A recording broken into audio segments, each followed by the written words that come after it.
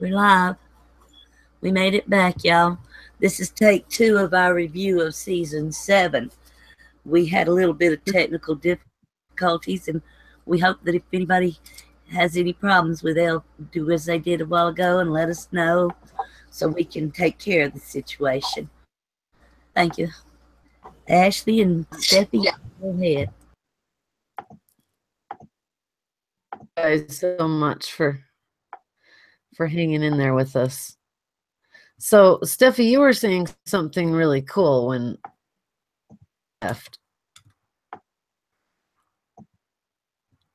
You were saying.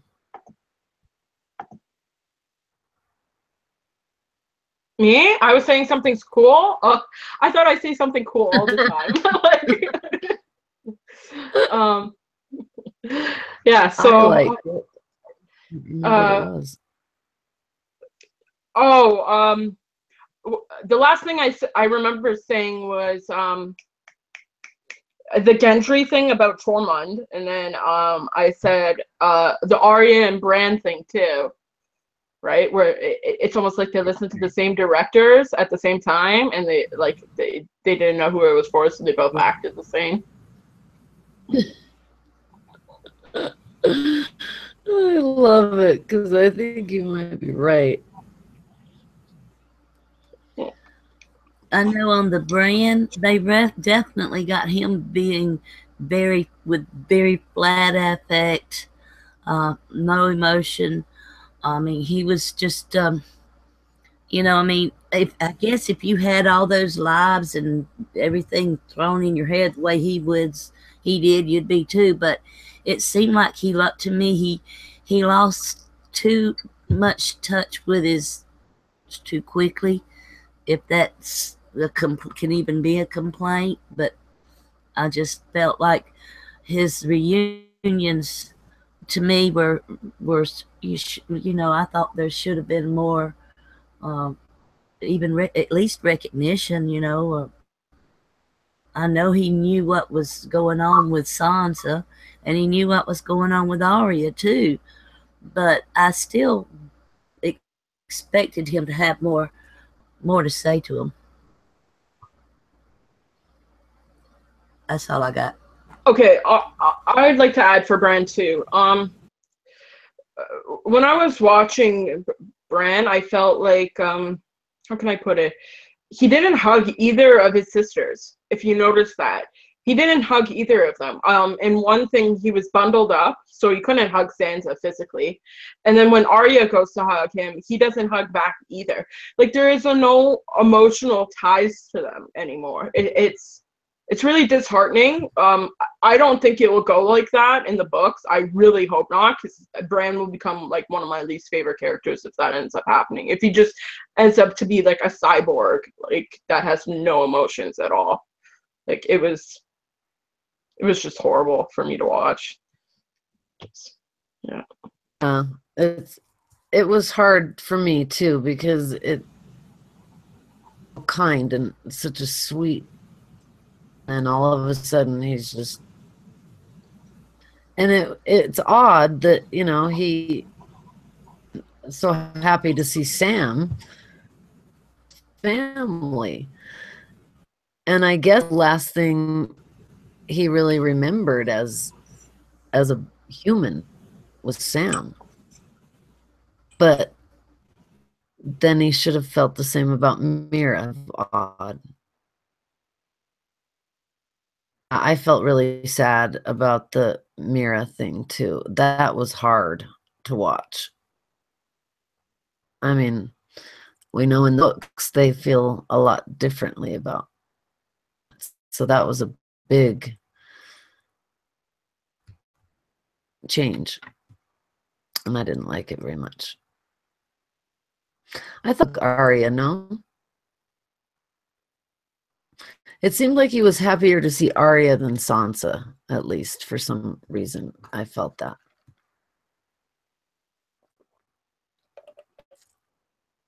I don't know if anybody else did, but it seemed to me like there was something odd about Sansa that he felt. The little mummers show they were doing, I don't know.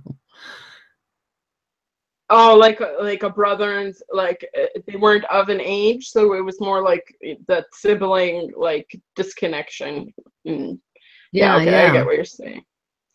The thing I didn't understand about Arya's coldness or Bran's coldness is they didn't act that way in the previous season. Right? Like, especially Bran. Bran had all these glimpses, and then he was still really attached to Mira when talking to Benjen, even after the fact of seeing all these flashbacks. Like, he was like, oh, like they were holding each other, they were really close. And then, so what happened in between the span of them getting away from Benjen to the wall that he had such an emotional disconnect? You know what I mean? Like, there was no gradual thing to the being emotionless and pushing people away and stuff like that. There was none of that. And it's the same thing with Arya, right? Like, she was very emotional with the waif at the end of the season, in season 6. And then for some reason she comes back and she has like this blank stare of this isn't my face almost. And we talked about the Arya thing too, about how my sister said it could be Jaqen. Right. Or Peter Baelish could be Jaqen too, because he knew where Arya was and stuff like that. We talked about that. So it didn't make sense for me. Like, as a character development, there was no reason behind their emotionalist personality. I didn't get it. Yeah. Yeah, I thought that when Arya and Brienne were fighting, I loved the sword play. But when she said that no one taught, when she was asked who taught you that, and she said no one, it was like understanding on his face to me. I don't know if it was that evident. And Brienne was very odd as to, almost like even she wondered about that, Mm-hmm. So, yeah, I noticed that. And, yeah, I still think it's Arya. But I still think that, Arya's been gone a long time, and her and Sansa did have some troubles between them before. Some of that would carry on, but the way they did the show, they could have finished that out in one episode. To me, they didn't have to drag that one story arc through the whole season. They could have finished it, in a little bit, and then gone on to something else that would have,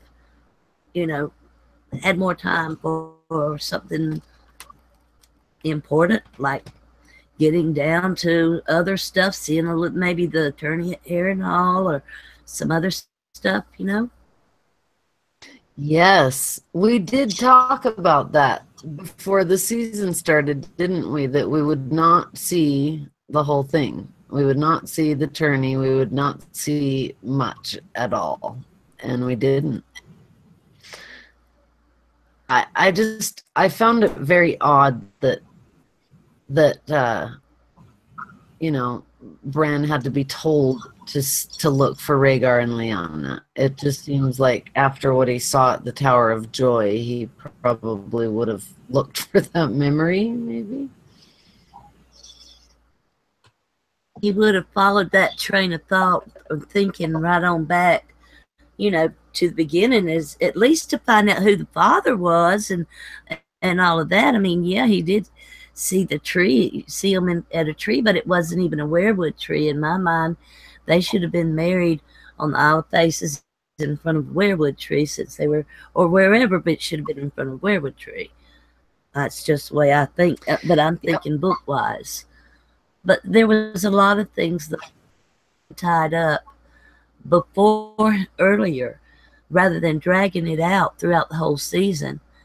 And I'm hoping that the whole Winds of Winter book doesn't consist of Arya and Sansa having a bitching back and forth at each other. Excuse the way I'm talking tonight, but that to me would be really disappointing in the book if that's all that the Winds of Winter was in their story arcs was it they're going to be fighting, or disagreeing. I want that to be resolved.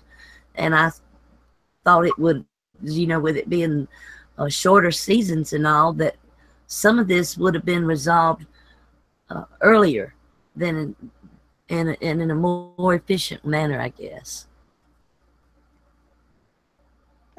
Okay, so if we're gonna tear into both those things, I'm gonna go on a bit of a rant. I did not like the Sam and Brienne conversation. I thought that was, I feel like everything should have been explained at the Tower of Joy, and I watched this show with my sister, and she didn't understand that Rhaegar and Lyanna were in love. Let's put it that way. She's like, that could have just been a forced marriage. Like, to the show viewer, that could have been a forced marriage.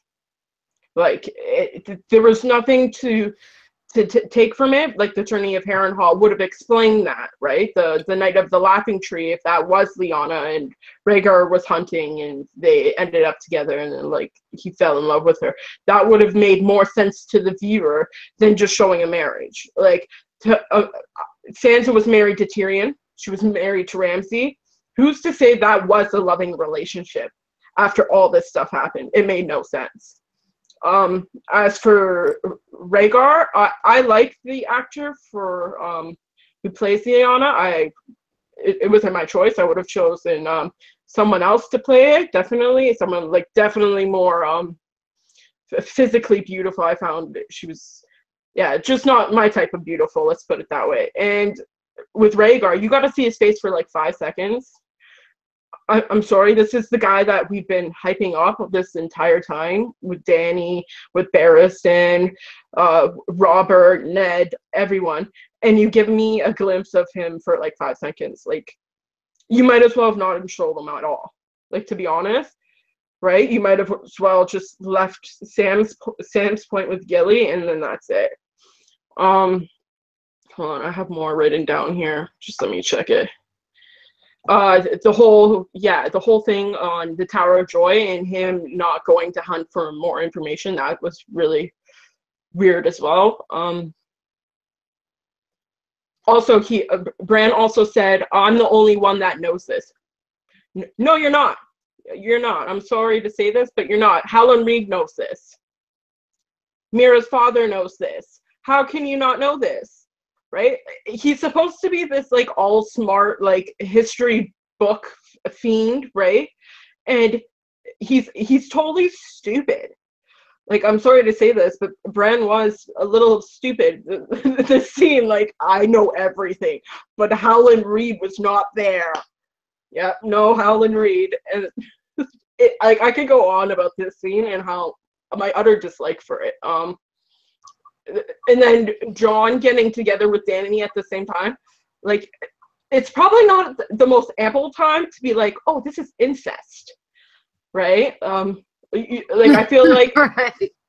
I feel like if they would have been acting more sexually throughout the season, and this scene was to take place in season 6, I feel like the viewers would have been like, no, right, like throughout it all, but it was like, no, right at the end, like, okay, like most of us knew, because but the viewers didn't, right? So yeah, it was just awful.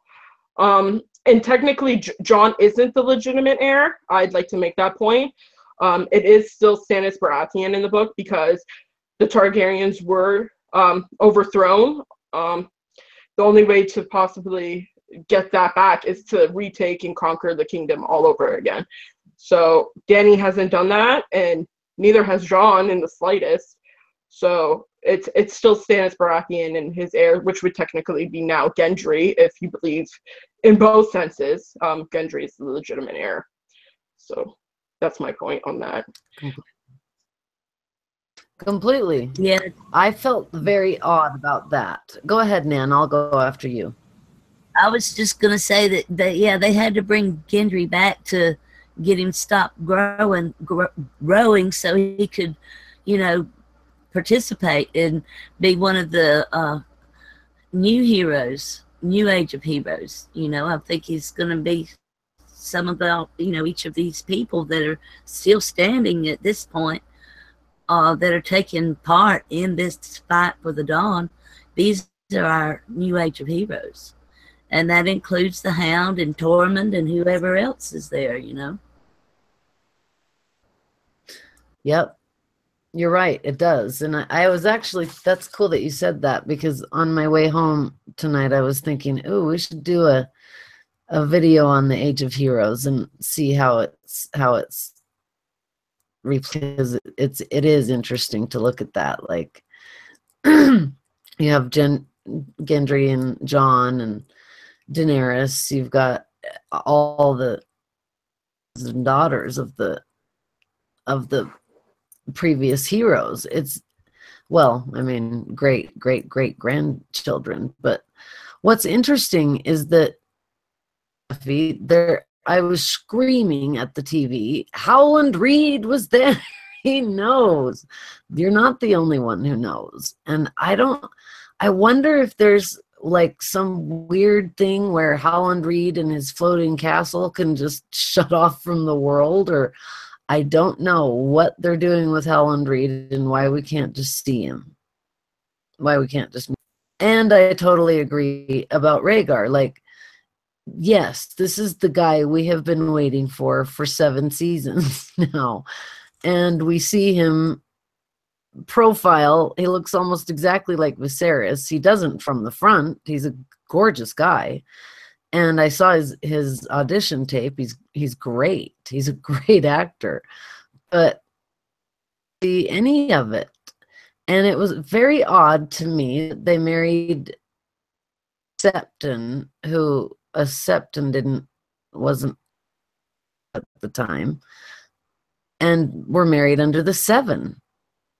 And as I think it was said something about the stranger, and with Bran, and I think it was with Bran and Sam. I can't remember what that was, but it was something odd with the stranger part of the Mother Maiden Crone, the marriage that they did. So it was an odd, it was an odd thing. Bran, maybe Howland Reed can hide from Green Seers. I don't know. Maybe. Yeah, and thank D&D for Viserys's wig. I did notice that. I was like, really? You can't buy Rhaegar a new wig? Come on. It's Rhaegar. Well, see, it's things like that I noticed that could have been put in if they had taken less time on these other things and maybe concluded them. I mean, Gilly finding out about Rhaegar's annulment, he could have, why would he wait till that time to, like I said earlier, to get aggravated when that should have dawned on him? Even with her mispronunciation of the name, he transcribed the book evidently, because that's what he told Bran. And he had more animation on his face and in his attitude, in his nonverbal communications with Sam than he did with his family in any of his interactions, even with Mira. And he'd gone through hell and back with Mira, or ice hell and back with Mira, So that kind of, that was another thing that bothered me about that. They should have gone on and finished up some of these things that they could have tied the loose ends up quicker and gotten to the meat of the things that we have been wanting to know about. And I understand that they had to do that for the non-book people, I suppose, but I think they did more confusing of the non-book people than they did actual explaining. Yeah, I agree. I was thinking I would be so lost, so confused about what's going on here. But, and it, from the things I've read, a few different blogs and stuff on the things like that, I can see that people aren't book readers are not getting, they're not really getting, it's not coming through. It's really not. Like I read today someone say, well, it's canon now. And it's like, oh, Lord, no, it's not canon now. None of that's canon. And these things are being said a lot. Like, well, now we know this. Now he's Aegon. In the books, he's not going to be Aegon. He can't be in Aegon. Okay, I'm gonna jump in there on the name. Okay, yeah. I really hated the name. Like, is Rhaegar that stupid to name one kid right after the other? You're talking about, supposedly his son Aegon is born like a year before Jon, or 6 months to a year before Jon is. It was right before the battle, like Robert's rebellion. So, like, would you name your kid Aegon and then another one Aegon? Like, wouldn't that be a little confusing? Like at family events, like Aegon number 1, Aegon number 2, right? Like, come here. Like, for me, I feel like the bittersweetness in Jon's true name will probably be Jaehaerys. It makes more sense. With the whole world book and the Targaryen, the name has more oomph to it. But yeah, Aegon and Aegon. I feel like Rhaegar's not that stupid. Yeah. Sorry. Mm-hmm. I agree. I agree. Something I want to add as far as the Aegons and the storylines and all of that. Cersei seems to me like, with her getting the Golden Company, does it seem like she's getting some of the young Griff story arc as far as that goes? And if so, is that a hint that maybe that the twins are bastard Targaryens? If we all thought that, the young Griff is a black fire, and being a black fire would have been a bastard Targaryen, if the twins are being kind of hinted at as being bastard Targaryens because of them getting the Golden Company their arc. Question. Because that would make it a little more sensible for me to wrap my head around the fact that the Golden Company would actually take this contract. They never would. But if it were for a Targaryen, so I don't know. That's an interesting thing to bring up, Nan, because I never thought they would actually go there on the show with Cersei and Jaime, but with Jaime in all black and finally leaving Cersei, it could be. But I just, I really, what I hope more than anything in the world, because the Golden Company is one of my favorite books. I love them.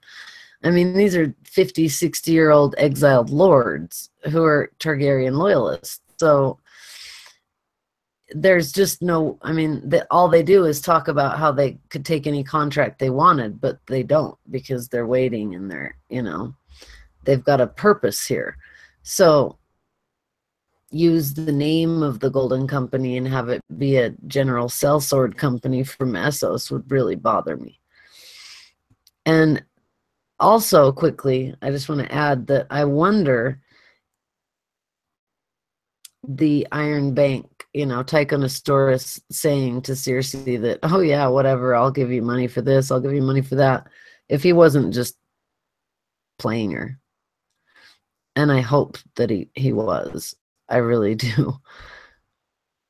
Because that would be cool. I mean, he's at the wall in the books with Stannis, not really he's there more to get his money back, but also to see if he can help. I think he wants to help.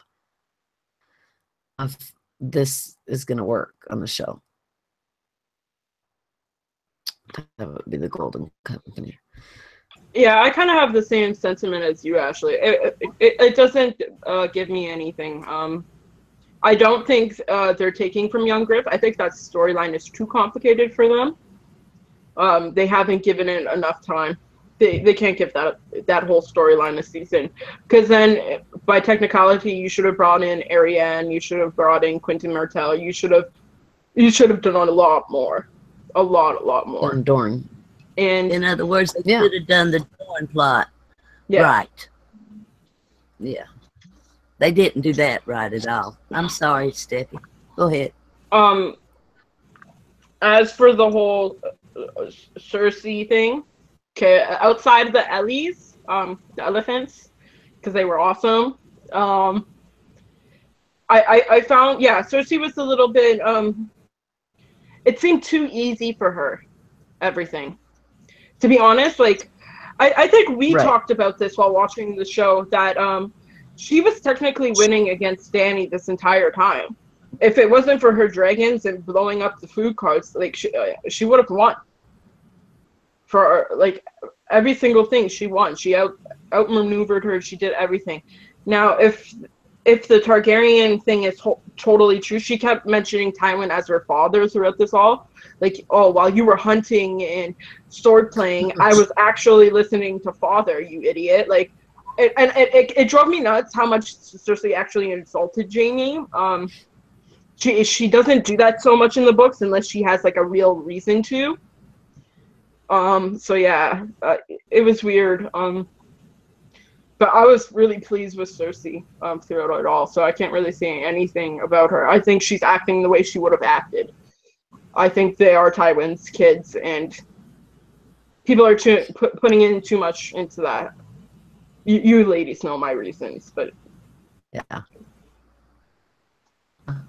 You know, you're actually changing my mind a little bit, because I really felt like she was kind of just being a little bit wasted, Lena Headey. And I felt like it was like, oh, all of a sudden, you know, like, yes, Cersei is a murderous, evil woman who blew up the Sept of Baelor with hundreds of people in it. A whole house, you know. Want Marjorie to marry her precious son or be with her son, but all of it, you know, it's just all of a sudden, in like the last couple episodes, she became the most murderous woman in the world, the most dangerous woman in the world. And it was like, well, why are we just hearing this in the last episode? It was a little odd. No, she's very murderous, and we know she's horrible, but we've never been given the information of the things that she did do, and they were just as bad. I mean, blowing up the Sept of Baelor was horrifying, but she did some things that were beyond. So she's been a murderous woman, probably the most murderous woman now. So it's a little odd. I felt like Tyrion was walking the dead man walking there to go talk to her at the end. okay. When it comes to like Cersei and her, like, evil spree, I guess she did murder her husband.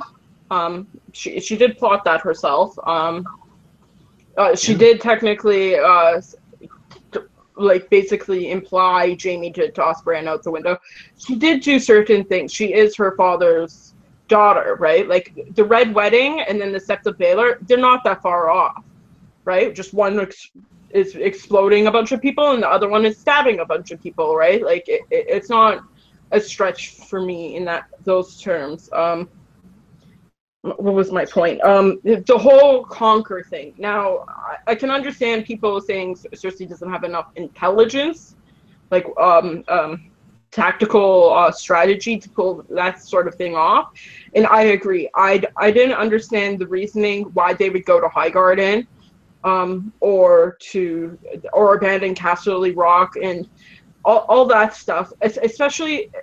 Despite them doing it, I still don't understand why they left off Storm's End. Storm's End has been vacant this entire series. you think you would send your own ships there to occupy that area, which is in between basically the Reach and Dorne, and do something from both ends. I just felt it was missing something. Like it didn't feel great. Like despite not seeing the High Garden battle and stuff like that, and yeah, there was something missing in between there. Like they could have explained it a little bit more. Like I feel like Tywin wouldn't sit down his daughter and tell her this is the tactical position of this. Like I feel like she wouldn't be learning that. Yeah. Nan, do you have anything you want to say? Well, I was going to talk about the Iron Bank. You know, the Iron Bank being with Cersei and her getting the money to pay the Iron Bank. You know, I mean, to me, that doesn't sound, and I know I'm complaining because to me, the Iron Bank has already been to the Wall. They know that the wildlings are coming through and what's coming. And there just doesn't seem like they would be backing Cersei.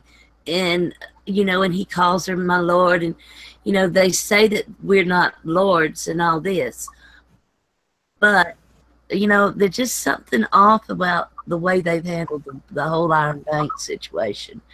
I don't like them getting the money, like I said. That was too easy.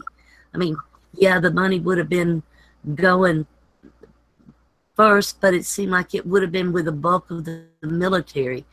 And it seems like the bulk of the military was with the food, you know, instead of the gold, and it made it there ahead of it. So that situation I didn't like. I didn't like Euron coming up and surprising them. You know, yeah, did Jaime do that? Yeah, according to Tyrion, Jaime was the one who beat him on in all of that regard. So, yeah, that didn't feel right. But I don't understand why they emptied out Casterly Rock.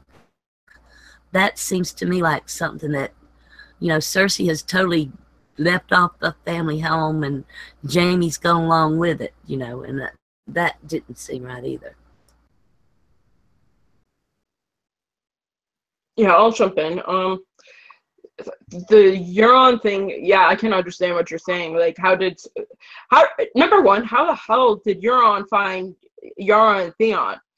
Like, I understand he is the Storm and whatnot. It seems very unlikely that you would find ships. That's just my opinion. And if Dany and her company are smart enough, which clearly they are, there's an ample amount of them. You can't just tell me Cersei can outmaneuver all these people. Clearly, they're probably not heading straight for the Blackwater Rush and going to surround King's Landing. They're probably going to drop off somewhere else and then head for King's Landing and surround it. So where did he find them? Like was he just circling around Dragonstone the entire time with his 1,000 ships, and as soon as they left, like, he just attacked them? Like, there was no explanation of how, like, anyone found them, like, honestly. Yeah, I didn't get it. Yeah, just...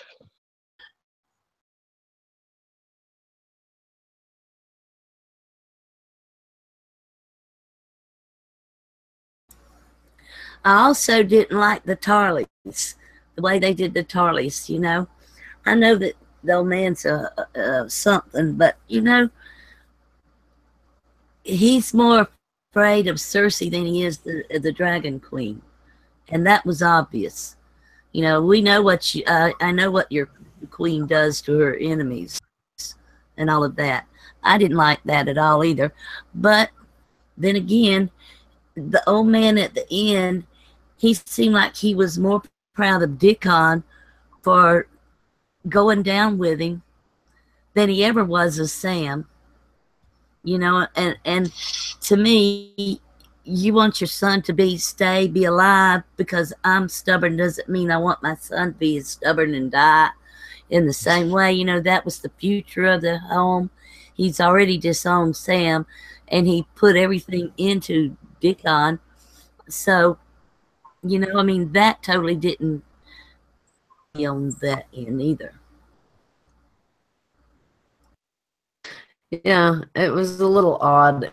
It was like, I guess it was just that Dickon's so stupid that they just couldn't stop him from being an idiot. I mean, even Tyrion's like, hey, shut up. Wouldn't you just listen to Tyrion and be like, okay, yeah, I'm sorry, I'm just a soldier. Odd. I don't see Dickon just finding all this strength, all and courage all of a sudden. It was weird. And the first time around watching it, I felt bad. And then I was like, wait a minute, no, these are the Tarleys. I don't feel bad at all. The way they treat Sam, the way the father told him to leave or he'd hunt him down, And so, yeah, the waste of Highgarden, the waste of Casterly Rock, why you walk up to Dragonstone, it's empty and the gates just open. It's very strange that all these castles are just sitting there. Very strange. So it's like, Hold on. You remember? The whole thing was that you're okay. So we were talking like a while ago, chat, and I'm like, what if Melisandre just like pops up and like says like, no, like that guy from oh, what is his name? Mr. Deeds. I'm very, very sneaky. Like she just pops up in every single castle. We talked about this. And it was so funny. Yeah. It's so true. Really, really funny, really. It is. And by the way, I think Euron circled Westeros maybe what? I mean, honestly, he went from Casterly Rock, all of a sudden he's there, killing sinking all the Unsullied ships. Then he's all of a sudden at King's Landing. It's like, how did he get there? The other side of the country. Odd. I think Euron can fly in his ships. Maybe that's why the silence has no tongues. They can fly. They call him Crow's Eye, though, Ashley. Maybe he can fly. They're certainly getting him. They're speeding everything up this year, but it just it's a little too fast for, I think, loaders. Yeah. I mean, we're being asked to just suspend so much disbelief. It's amazing. But, whatever. It's what it is. And I guess the deal really is that we've come, I mean, this was the first season, or the first season that I felt like they didn't really give us anything to think about. They just answered every question. They leave anything open. The only thing was, like, thought that Jaime would actually drown or die, That was really the only thing that left people being able to ponder something. Strange fan service, yeah. Like it was too much, because every season we at least have something to look for, and something to tie to the books and something that we can theorize about. But this one just gave us nothing. Actually, I'll jump in on there. Outside the disbelief, there was very little realism to this season. Yeah, the whole Jaime and Bronn like jumping, like what? Like, how can you jump the height of a horse and then, like, what are you, like a pole vaulter or something? Like, I don't get it. Like, whatever. And then like swims like kilometers away with a whole Khalasar around you and no one notice. Like, what are you? Those straws that people have underwater, and like I can picture like Bronn being like having this straw and dragging Jaime with him. It's rather unbelievable. As for tying to the books, I thought there was a good amount that tied to the books. Outside the whole Rhaegar Lyanna thing, that was a little unbelievable in scenario and didn't get enough oomph to it. But definitely Euron had a good book reference, which was the Valonqar. I found that was probably the biggest tie on the whole the two hands, right, and stuff like that.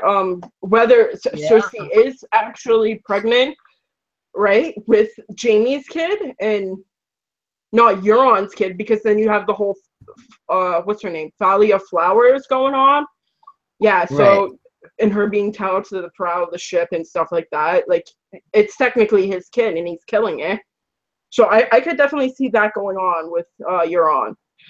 As for another book thing that I found out was interesting, definitely, was the whole Tyrion thing. Yeah, Tyrion definitely looked really depressed this season, and I kind of didn't understand why. But when it comes to the House of the Undying and that whole the 3 betrayals and stuff like that, and one's for love, they didn't finish his conversation with Cersei. If you loved Myrcella and Tommen so much, what would you do to this kid, right? Would you flip sides to make sure that that kid prospers and make sure Cersei survives? Because that would make more sense to me. Because I always felt that Tyrion wanted into the Jaime-Cersei relationship, but he never got it, right? So I could definitely see that, right? So that was my opinion, that he was going to betray Dany for Cersei's unborn child because he loves her kids.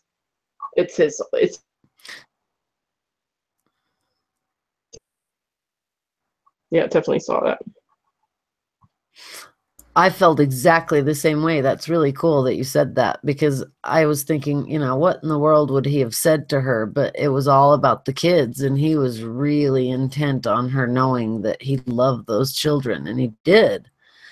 And, you know, it wasn't his fault that Tommen threw himself out the window. It definitely was, as if it was anyone's.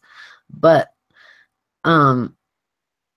that's what I came away thinking, is that he must have said something to her about this child, that he would protect it somehow, you know. It seemed like that was what he must have used.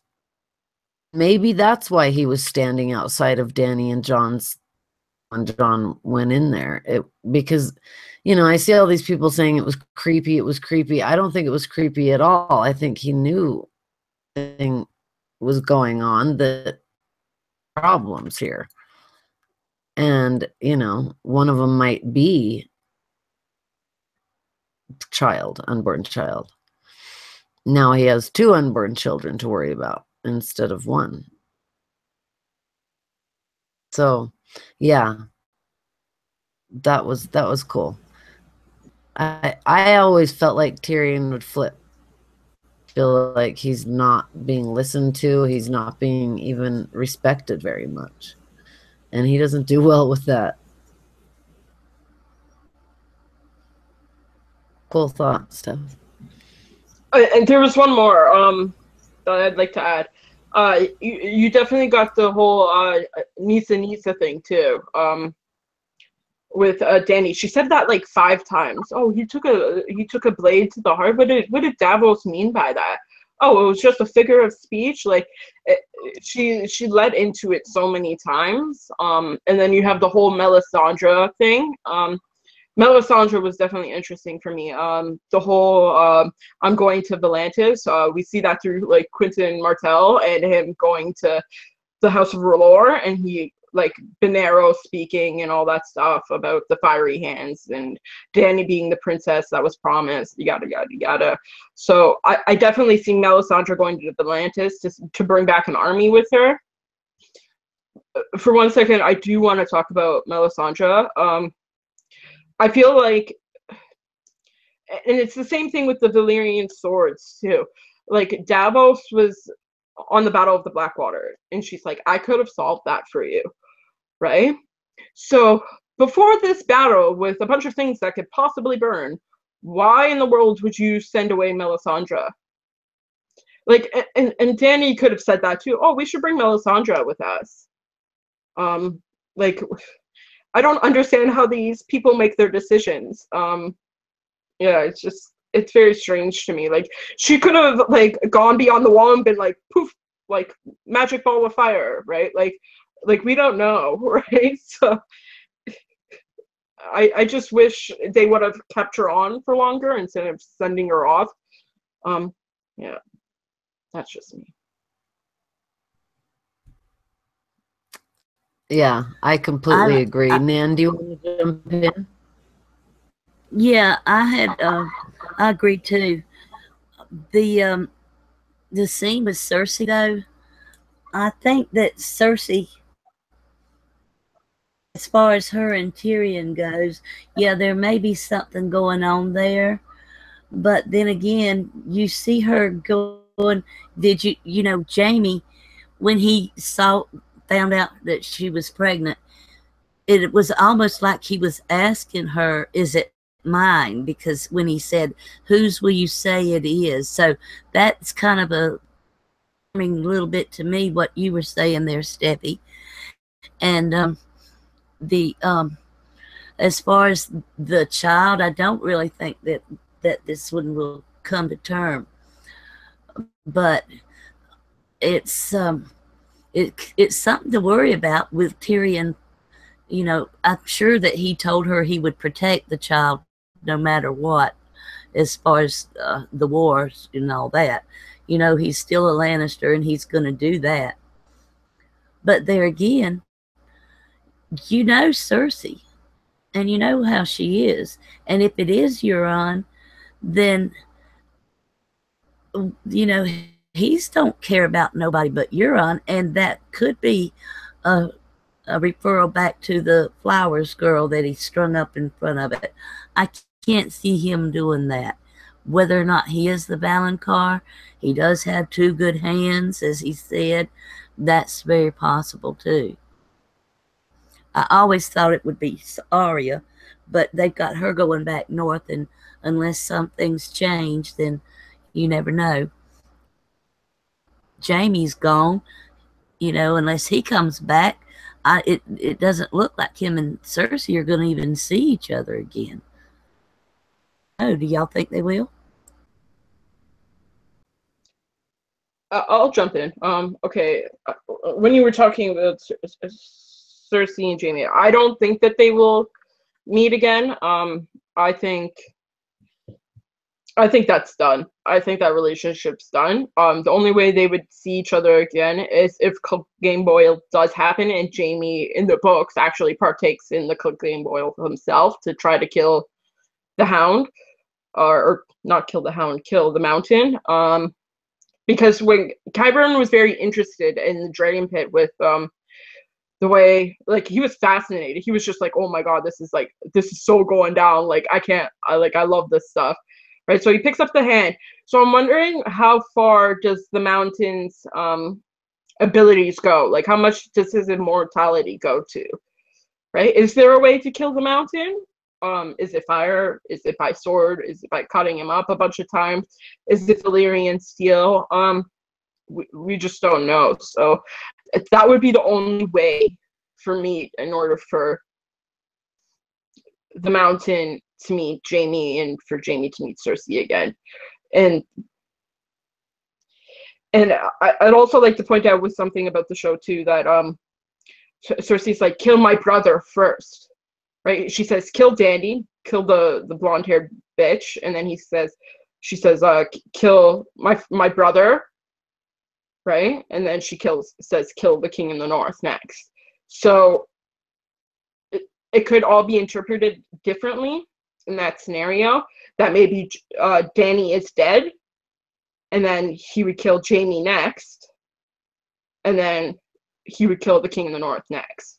So, and with the whole Sansa and the Hound going on, and Jon technically being king, if he goes through with the whole Dany thing, which is a high possibility, then technically whoever Sansa would marry would be the king in the north, right? Or the north person. not Jon Yeah. himself, because he's no longer in the North, like a northern person. Yeah, with him being a Targaryen, is that what you're saying? Then Yeah. it would go to Sansa, because Bran has been taken himself out of the running. He's a three-eyed crow. He said he's no lord anymore. So then Sansa would be next, and Winterfell would in the north would go to her, and possibly the Vale before it's over with, because we still got the book to carry on over with that story arc too.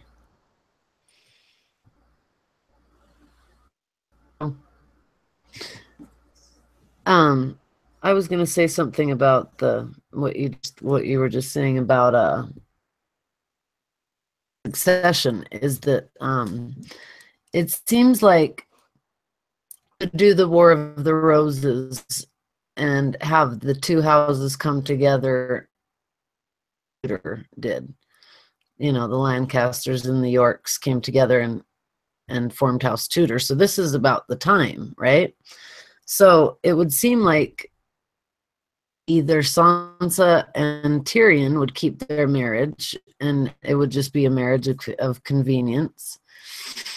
And, consummate it, but it would still just be a marriage of North and the South. Or it could be that Sansa, Arya, and Gendry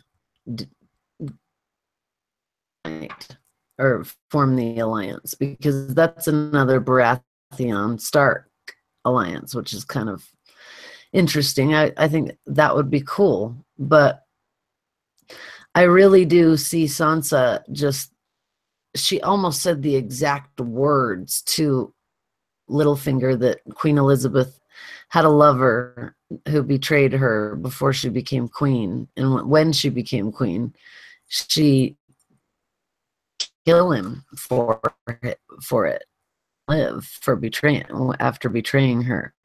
And it felt so much like when she was talking to Littlefinger, Queen Elizabeth talking to her lover, saying, you're the last man who's ever going to betray me. So it sort of felt like it was setting up her being. So that means Dany has to go somewhere. And yeah, I was going to agree with you before, Steffi. You're right. There is no, when, everyone's calling her the queen, the queen, the queen. Or she's no more of a queen than, say, Robert was when he was being called the usurper. She's a usurper now. Her throne. It's just simply not. She can't just come right back and go, okay, I'm here, so it's mine. Just a little bit. It's a lot of hubris on her, or a lot of ego, and a lot of just pure, like, even in the dragon pit with Jon, they're talking about so many different things, and here she's going, well, my dragon died, and it's like, oh my God, really? Like, I know they're your children, I know that you love them, I get it, but a lot more at stake than just your dragon died. So that's it. Now, nothing because my dragon died. It was like, this really does feel like it's starting to become ego, and like, Carl Jung, the dragon needs to be slayed because it's the super ego, and it's out of control with Dany. And I thought it would get better once Jon was around, but it seems to have made her even bolster herself more. Yeah, Dany is so arrogant. I feel like it's been driving me a little crazy this season. Like, yeah.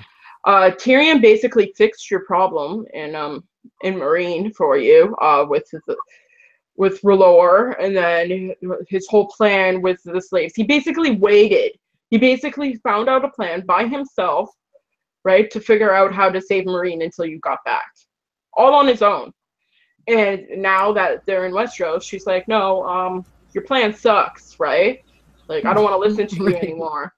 As for the whole Viserion thing, and I found that very horrible. It's almost like she's saying, oh, I wish you were dead and I had my dragon. Like, it came off like that. It was very bad. Like, I just lost Thoros of Myr, who could bring back Beric Dondarrion on a limited amount of times, and you're talking about your dragon. Like, thanks a lot. Like, yeah, it was cold, and it was selfish, very selfish. And I have to say, just quickly, I mean, I don't want to keep bitching about the show because it'll just get old, but I have not be any dragon bones left in the dragon pit to just go pick one up and, oh, look, you know, I mean, it's been, what? You're probably right about that. It's true. Look, oh Lord, here we go. Like 300, like what is it? Like 100 years later? Oh, look, it's a dragon skull. Like, Longer. like no one has ever been in the dragon pit and would want to take this. Like oh, jeez, there's so many issues. I know, it's so true. It really, actually. Oh, that's funny, Bran. Danny should have fallen off Drogon. There's one more thing. I did like her. Oh, Ghost. I did like Danny's entrance to the dragon pit on the dragon. I thought that was pretty awesome the way they did it. Her coming in by herself. You know, everybody had to come with everybody else, and she came alone on the dragon and walked up to the stand alone. I thought that you know, that took a lot of courage, and I thought that was done very well. And I did like the mountain thing, him and their exchange. And you were talking earlier about the mountain, how dead is the mountain. I was wondering, how did the mountain think after seeing these dead people and what they can do and what they are? Was he thinking, am I that bad? Do I look like that? Because, you know, the Hound told him, you know, you're even uglier than me now, you know. Yeah. There was that too. That's all. Oh, that's cool, man. I like that, because you're right. It felt like I didn't even think about that, but when Qyburn, I was waiting for Qyburn to get up and, can I have a piece of him, please? I need to study that. But when he comes and picks up the hand, I didn't even think of the mountain. But yeah, I'm sure if he can reason, which it seems that this Sir Robert Strong, the mountain, is in the show, that maybe he would feel like, oh my God, is that what I am? Is that what he did to me? Because I don't know if he can see himself or know what he looks like or anything. But it really paused it and really looked at his eyes and went, whoa, one of them's not even quite there. It's just red. And the other one's kind of black. So yeah, he's together in odd ways. So that had to have made him feel a little weird. Am I just this Frankenstein? Kind of sad, really. Because it's the mountain. See, this is what I have to keep doing with myself, is like, I felt bad for Randall Tarley. No, don't feel bad for Randall Tarley, you know?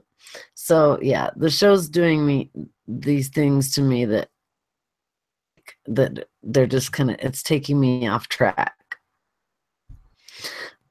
But I will say, Jaime covering up the gold hand and being on the black horse and all in black, and I thought that was awesome, because that's not only, you know, knowing that he's going north, but it's him starting from scratch as a man. You know, he's now black, representative of the base primal man who needs to become enlightened or needs to become a better man. So I thought that was cool.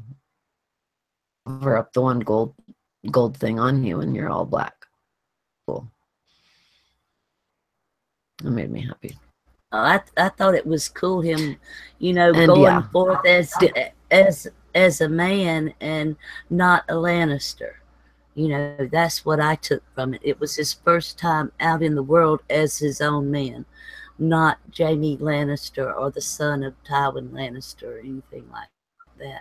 He's finally living in his life for himself and not himself and Cersei or something else. Yeah. I mean, it's finally like the books where he throws the letter in the screw you, I'm staying here. And, he truly is he really is a soldier. I mean, what does she expect, I was listening to Father while you were... He's a warrior. He's a soldier. That's what he does. So why would he be sitting there listening to Tywin talk about money? It was a silly kind of insult, It didn't really it wasn't the right insult. If you really want to insult Jaime Lannister, try in every possible way she could. The thing with Tyrion is that how sad he is in the books and looking for where whores go. So maybe, I guess they just decided to actually make Tyrion sad finally. Him, because there was a lot of pain on his face, and I loved his acting in that scene with Cersei alone, where he was saying, don't you see that Father was trying to kill me? I mean, he had no chance. He would have died. He would have been killed if he hadn't have. So, I have and her saying you left the family vulnerable.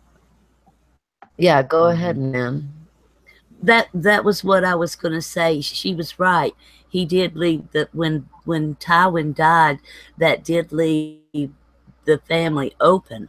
Yes, but what was already done, Dorne, as far as Marcella is concerned, her plot in the book, she was going to be the Queen of Dorne, so she would have died as in the book as a queen too. So I mean, all of that was kind of set out, I think. But what's happening to her now, as far as Cersei and all, that's she's on a totally different strand planet from the rest of them. I mean, she's on. You talk about Dany being selfish. It's Cersei. She doesn't need anybody. She doesn't want anybody to check her worst instincts. She will use her worst instincts to get what she wants, which is, in her mind, to take care of her and her family, her child, which she, but she does cares about nothing else. She doesn't care about Jaime, obviously. I mean, she would have listened to him a little bit more, or they could have worked together a little bit more instead of them being at each other's throat. Kind of like Arya and Sansa now. And like I said, I hope that the whole Winds of Winter book and everybody fussing about that. I want to get to the meat of what's going on. Another thing that I found really aggravating, the Sam's poop montage. That up a lot, not just a little, but a lot, and made it a really funny montage. They could have done it in like 10 seconds. I could have handled something like that, but they kept saying that on out and sure showing. They could have shown he had to start at the bottom a lot quicker. Another thing, a problem I had was with Jorah and Sam. I don't know if I said this on air or in our private one before. Sam could have told Jorah. Sam could, should have told Jorah about the White Walkers. That would have been one of the next things out of his mouth after telling him, I served with your father. And if he had done that, he could have taken Um, that Jorah could have taken that message back with him to Dany, which would have confirmed what not only Melisandre had said, but Jon Snow had come from the north also saying. That would have been three different ways of confirming what was going on, and there would have never been really any need for that trip up above the wall. I'm sorry, that's my rant. Hold on. I want to jump in there for a second before we take off. Yeah, go ahead. When it comes to Tyrion and Jaime, there was a good parallel with Cersei and the whole mountain. When Tyrion asks to die, the mountain pulls the sword a little bit, pulls it out just a little bit. But with Jaime, he takes it out all the way, and he's like gonna kill him, right? So it definitely seems like Cersei has more of an attachment to Tyrion than she does Jaime. Like she's almost using Jaime, right? Like these insults and everything. So I definitely get what you guys are saying there. As for Jorah, I really like Jorah, especially in the book. A lot of people disagree. I find him so sincere in his love for Dany that it's unparalleled. Like it's so unconditional. Like she could do no wrong, right? It's kind of like his previous marriage. They don't really explain that a lot in the show, but it's definitely like that, where he'll actually slave people just to provide her happiness. And I found that he took a real backseat to Jon. Like you basically got your skin peeled off, pus was disinfected with I'm assuming some sort of like iodine, whatever it was, which would have burned like crazy. And you go back and you see this guy like kind of encroaching on your woman, and you don't tell her how much pain you went through to just get back to see her. Like your suicide note was to her. It wasn't to anyone else. It wasn't to Varys. It wasn't to Tyrion. Like it should have been more of a focus. And I feel like it wasn't. Like, oh, this is my friend. Hug. Thanks for coming back. Like again, that whole hubris thing that you mentioned with Dany, right? It's kind of mimicking that Melisandre too. She's like, oh, Dany would send me on a boat tomorrow. She wouldn't care if I left. Right. But I like her, so I'll choose to stay. Right. Right. Dany takes so much for granted from these people. Like these people have went to the ends of the earth for her, and she just doesn't value them at all. Right. So. Yeah. I completely agree. It's just like, whoa, yeah, Jorah just went through living hell, and he, walked or, found his way all the way back from Meereen to Westeros, got to the Citadel, all of that. And yeah, then he gets a hug. It's like, oh my God, it was bad. And I feel like should act that way in the books too, towards Jorah, Jorah does, and I did find that really beautiful too. Jorah's, and I love Ian Holm as an actor. He's so wonderful. He was so sweet and playing such great, his acting was so great, just playing with no words, and looking at her like, okay, you're going to do this again. Now there's the king in the north. He's good looking. So of course you're going to fall for him, and he was just kind of looking at her like, I'll just keep standing by your side. It was amazing. Like he does this. This is probably a mirror of exactly what he did with his wife, just tried so hard to please her over and over and over. And she just was never pleased. And then it felt like they just completely threw it away when Jon said, I'm glad my dad didn't catch you, or I said, I'm glad I'm exiling him. And Jon saying, yeah, I'm glad that he didn't kill you, or I'm glad that he didn't, something. It was just odd. It felt like a throwaway of everything Jorah had been through and everything that happened. Catch you. Like they were kind of, yeah. Oh. Well, another thing I found strange about that whole situation too was that if Jorah knows that Jon served time with his was at the father, then he would have immediately been suspicious, because you do not leave the Night's Watch alive. And unless somebody ever finally got that whole story out about him being dead and coming back, then that would have automatically shut up a red flag to Jorah, and he would have passed that on to Dany. So, I mean, where was that in any of that too? To me, that was a big thing.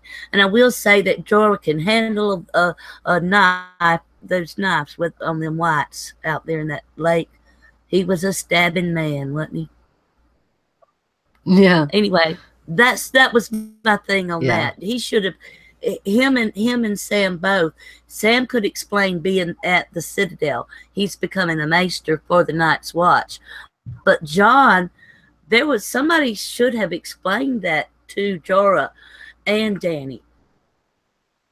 Yeah, hold on. I just want to say what Ion said here quickly. Jon stole Jorah's love, his father, and his sword. Yeah. Technically, he stole all three. Comment. Yeah, that's an amazing comment. Like, spot on. Exactly. Excellent. Yeah. I'm glad you brought that up, because I was going to if you didn't. It's true. He did. And, it's special father, Jorah Mormont. He was a very special man. And the Mormonts are a really cool family. I mean, they all are. And it does actually, that's the one part did service to, is Jorah. And you really saw it, and you really felt it, and he seemed like, but he also just seemed like such a gallant warrior too, really trying to redeem himself, especially around men like Jon and people who knew Ned. Do a good job with that. Okay, I want to jump in here. There was a lot of what I have in my notes is sentimental bullshit. There was a lot of like Tyrion and Pod, Tyrion, Bronn and Pod, right? A lot of that stuff happened. Thoros and Gendry, right? Thoros and Beric. Like it was a lot of like useless drama almost. Like I understand that you need to bring it up, right? Like the Thoros and Gendry part. But there was a lot of like, oh, I haven't seen you in a while. Let's have a little chit chat. Like to me, that was an important part of the story. But what would have been nice for Jon, being king in the north and being supported by Lyanna Mormont, would have been to say, hey, your niece is doing stellar right now. Right? Like there was no conversation of that. Like how do you not explain to Jorah, like, hey, your niece is the one that backed me up, and like I am so proud of your little region. Like it's amazing. Yeah. Thank you so much. Like that would have brought Jorah into the story more, and then it doesn't happen, right? Like there's so much stuff that was the sentimental bullshit could have, like that stuff could have replaced that sentimental bullshit, right? And it would have tied the story all together properly. Yeah, it's a shame. You're so right. It's a shame. Agree. Yep. It's amazing. I didn't even think about specifically Lyanna, but yeah, I mean, of all things, the name, how awesome she is with her, 50 men or 60 men. She really did. And that was not mentioned at all. It is kind of amazing. Big moment missed. Yeah, and then there was, there was also a few things missed with Davos and his sons. I felt like that was really washed over too, and his pain, or it just kind of like, oh yeah, sorry about that. Oh yeah, But but it Tyrion, just felt when like, Tyrion says the last yeah, time I was here, I killed my father, and he says the last time you were here, you killed my son. Last time I was here, you killed my son. Yeah, that was kind of something. But I guess maybe time he'd been around him all that time now. yeah. I mean, yeah, I guess it was just that they were all there, and Tyrion said something like, here we are, the heroes of the Blackwater, and it just felt like there where something could have been said. One thing Sorry. Go ahead, X. Go ahead. I was just going to say that I found interesting what Davis said, that all I've ever done is live to be a ripe old age. Is Yeah, that that was a good foreshadowing? quote. That was a good quote. Davos, the only thing he like truly did was watch over Jon this entire season. Like, even getting Gendry was like, that was the most important thing he could have possibly done. And even that, they managed to waste time with the stupid gold cloaks. Like there wasn't a funny moment in that for me. Like him being like, "Oh, it's 15 now a piece," but a ripoff. Like it was just, you don't have anything else to give Davos. Like, he's a stellar character. Like, he was awesome with Stannis. He was awesome before this. He was awesome, like, literally by himself. And like, awesome scenes with Melisandre. And now he has nothing to say except for one-liners and stuff like that. I feel like they wasted so much stuff. Like, I'm gonna go on a bit of a rant here with Ed Sheeran for a second.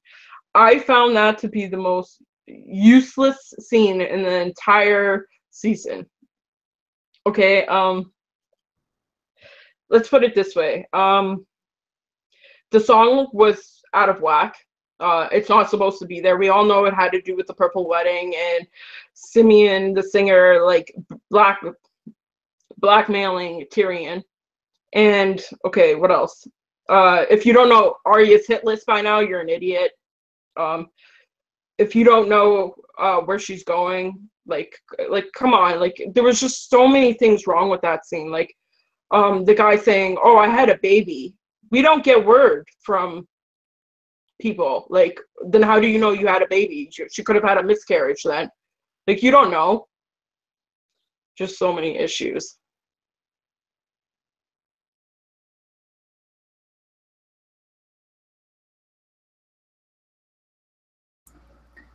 I kind of liked that part. I mean, I really did, because that to me showed Arya as the fact that they is assuming that she left them alive.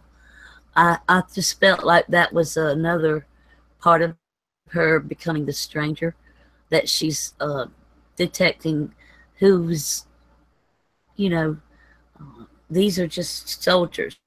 They're doing what they're told and all of that. Anyway, that's the reason I like it. It ties in with my theory on her being becoming the stranger and all that. But I didn't know who Ed Sheeran was. I really had no clue who that boy was. So I finally got to see him.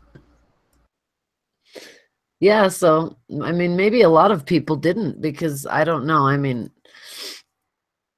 I think I found it cool just because movies most of my life, so I knew that how fun that would be if it were me, and I was a big fan and I wanted to be in it and I wanted to sing. It's just so cool. But yeah, it was a little odd, but then the song itself, I think T said something about that here, that that it's a clue, it might be a clue that Arya will kill Cersei. And the song, I think I want to listen to the song I'm not recalling what he said. I wrote it down and I can't find it, but I'm wondering if it's a form of a song that was sung before. It's in the book. The singer sings it to Tyrion for blackmail. It's Hands of Gold or something like that. Yeah, so it's in the book, but it's in the Ed Sheeran sang it like it was a sweet song, but it's not. It's basically admitting that the singer is going to rat out Shay to Cersei and then get Tyrion in trouble. It was completely out of whack. Okay. Yeah, you're right. It was. Now that I realize what the song was, because I didn't go back and listen, and I was thinking, you're right. That is what it was about. So, yeah, out of place for sure. Well, it made it sound to me like the Lannisters, all the Lannisters knew what was going on with Cersei and Jaime. You know, if the soldiers themselves are singing about it in the Lannister army, you know, that's got to be pretty dumb. There's Cersei having eyes everywhere to be singing that song. But yeah, could have been cut short some. Like I said, part of the thing of, you know, I don't know. It could have been shorter so that we could have got on to something that was actually in the book that was referenced, you know, not just a byproduct. You know, I just really quickly, I want to say too that it was odd that she very friendly to them, and then she sees Hot Pie and it's like, oh, hi, you know. It's almost like Arya's disconnecting too. They're all like Bran. They're finding their purpose, but they're not quite connecting with the world anymore because they're so magical. I wonder if that's part of what's happening. But it's just bad writing. But yeah, hold on, I got like, this. That was Arya's first. Sorry, Ash. Go ahead. It's okay. No, okay. You said you wanted the song quickly. I wrote it down in my notes. He rode through the streets of the city, down from his hill on high. Over the winds and the steps and the cobbles, he rode to a woman's side, which is Shay. For she was his secret treasure. She was his shame and his bliss. And a chain and a keep are nothing compared to a woman's kiss. For hands of gold are always cold, but a woman's hands are warm. And right before this, he mentioned Cersei and the purple wedding and all this stuff. And then he's like, oh, listen to my song. Right? Right. And then Tyrion gets Bronn to kill him in the end because he doesn't trust him, despite that Shay likes him so much and goes to visit him all the time. Yeah. Right. Yeah, so it is a little bit of a clue that hands wrapping around the throat. It is a bit of a clue, T, you're right.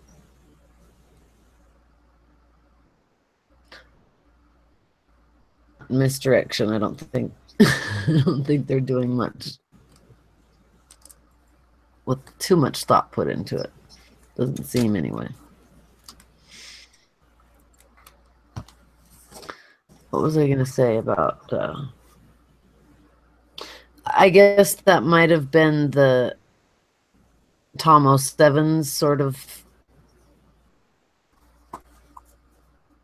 shout out to or something with them, but Lannister soldiers, so it just doesn't... I don't know. I mean, to me, it was just kind of a scene where Arya's kind of reconnecting with the world again. And yeah, like you said, Nan, sort of realizing that they're just men doing their jobs. They're not evil Lannister men anymore like they were when she was a child. I'll jump in there for a second. See, I feel like with the Septon Maribald and the Brother Ray speech, I feel like that should have been enough for you to get that. Like, why does this, all this stuff needs to be rehashed over? Like, you're not rehashing their personalities, right? There's no consistent work, so why are you doing it to that scene, right? And this Yeah. what gets me mad too, about Ed Sheeran. Ed Sheeran, to me, is the reason why The Bastard Executioner didn't go through. I felt he broke that barrier, and people didn't buy into it because he kept popping up everywhere. So, like, for me, that ruined that scene. Just that fantasy line broke, right? It was just, he shouldn't have been in there, Yeah. to me. I don't care how much she likes the actor or the singer, he shouldn't have been in there. Just wrong. I totally agree with you. Yeah. Yeah, it throws you out of the moment. And that's the thing that I can't stand the most, is when, you know, somebody doesn't belong there and it's somebody that's so recognizable, or whose voice is so recognizable, that you go, oh, that's so-and-so, and you're out of the moment. So, thing with the Mets guy, you know, throwing the spear. So it was just, yeah, it seemed like there was a little too much just trying to have, like, oh, we'll have so much fun on our own with this. And I don't appreciate it at all when filmmakers treat their audiences like they're stupid, and like they have to keep reminding you what happened, you know. That's the worst thing you could do as a filmmaker, I think. I think, as when I was watching this scene, and again, all I kept thinking about is there's a scene with Hot Pie coming up with Arya and Hot Pie. I feel like all this information could have been given by Hot Pie. Like, oh, you haven't heard? Jon is ruling the North, right? Isn't that he your brother, right? Like, I feel like Hot Pie being in an establishment like that, who works with drunk people all the time, would obviously spill something more, right? Like, he could have, there could have been drunk people in there that would have offered Arya food or drink, like a guards, right? It would have been more of a setting, instead of her just stumbling across them and Ed Sheeran being there. I feel like that would have been a better result to that scene. Yeah. Yeah, I didn't like the way that her interaction with Pod. And you know, I thought about what you were saying earlier about different directors. It's almost like you said a different director may have, the same director who did the other ones probably did her interactions with this one, you know, or it may be some disconnect in that way. Because Arya was excited to see Brienne, and even hugged Sansa's neck at first. You know, I mean, once the chill got broke, the ice got broken again. You know, and I, you know, and it turned out good in the end. I was so thankful that Baelish finally bit the dust, and that they finally got that stuff straightened out between her and Arya. Like I said, that could have been taken care of in one of the episodes. It didn't have to be drug out through the whole season. Yeah. And like I said, I hope the Winds of Winter, that's not the complete Winds of Winter for them. Yeah, I agree. Plexi said it's odd that Arya can find more compassion to nameless soldiers than for her family. Yeah, that's exactly how I felt too. It's just like, oh, please, what's going on? It's just not even human behavior. Which you know, I mean, she got a little more straightened out before the end, and there was a deleted scene that I really wish they had put in with Sansa going to Bran and asking him what's up, you know, with Arya. You know, she's about figured out that Bran knows all this stuff. So they had a scene with her going to Bran and asking him about Arya and the explanation and everything. I would have appreciated seeing that scene. Arya got cut out, and I think it would have been a better explanation to the ones that are not book readers, that could have explained a lot of the tensions and everything that was going on between these two girls. because yeah, kids when they saw each other, they were what, 11, 12 years old, and kids fuss, but still, there should have been a little more. I could have done with less poop and more book and more plot, you know. Less poop, more plot. That's it. I'm with Cynthia on that. Like when you compare it to season 6 and her meeting John, she treated John disgustingly in the book and the show. She doesn't talk to him in the show, right? And in the book, she calls him a bastard, right. Like, and if you're supposed to transfer that to the show, where she's like, "Oh, I'm so sorry for everything I've done," there was nothing like that towards Arya. Nothing. And then at the end where they're like, "Oh, thanks for not killing me and setting me up for treason and murder and conspiracy and all this stuff." Like, they're like, "Oh, you would have survived what I had," right? "Oh no, you would have too," right? Like it was so contrived. Like it was such it like there should have been more dialogue. That bothered me a lot. Yeah. It was just I'm with you there, Steph. That whole thing that I wouldn't have survived what you did. I wouldn't have survived and you know, I mean, really, Arya's a lot stronger than Sansa, and Sansa made it through, and she would have made it through too. So why even talk about it? Discussion, you know, leave that out. And yeah, you're right. John is not somebody that Sansa loves at all. He never has been. She's treated him horribly. Like Catelyn. I mean, if she could, she would have. And now she sort of started out that way. And then, I don't know, I guess that was supposed to be part of the show too, that they were putting on for the Northern Lords. I don't know. I did like the way John handled Alice Karstark, though, and Ned Umber. You know, Sansa opening up. You know, they should have talked about that. We talked about it before, the three of us. They should have talked about, John should have talked about that before the meeting, you know. And as Sansa said, would it be so bad if you did listen to me? There was room for him to have listened to her, too. He knew that she brought the veil in and that they came for her. And that, you know, they wouldn't have won without her. So it seems to me like her opinion, you know, could have been helpful in that respect. True. Yeah, John definitely didn't listen to Sansa last season, and he didn't listen to her again. And it's like he's learned nothing, but then Theon says he's perfect. I find John to be one of the most flawed people. I feel like he broods over everything.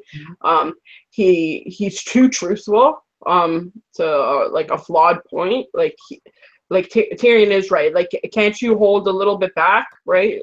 Just a little bit. When it comes to the whole scene that Cynthia brought up with Brienne, and Sansa, I feel like that was a very good scene. They should have kept that in there. But I think it was the reason why they left it out was, what's the scene? I'm trying to remember it. They're talking about what they wanted as kids, and Arya's like, I wanted to be a knight, and you wanted to be a queen or a lady with children. Well, dreams don't come true. I am this now. And then she has the scene with Peter. She's like, you know your sister the best. Why would she be here, right? Now, obviously, Arya knows, or Sansa knows, that Arya didn't want to be a queen. She wanted to be a knight, but she found a way around it. Just like how she's finding a way around not being a queen, but being a lady instead. So she did know Arya. I feel like that's how it was supposed to be riddled out. Like, it was supposed to be a tit for tat conversation. Like, those two scenes were supposed to be linked together, and that's how Sansa was supposed to be able to riddle it out.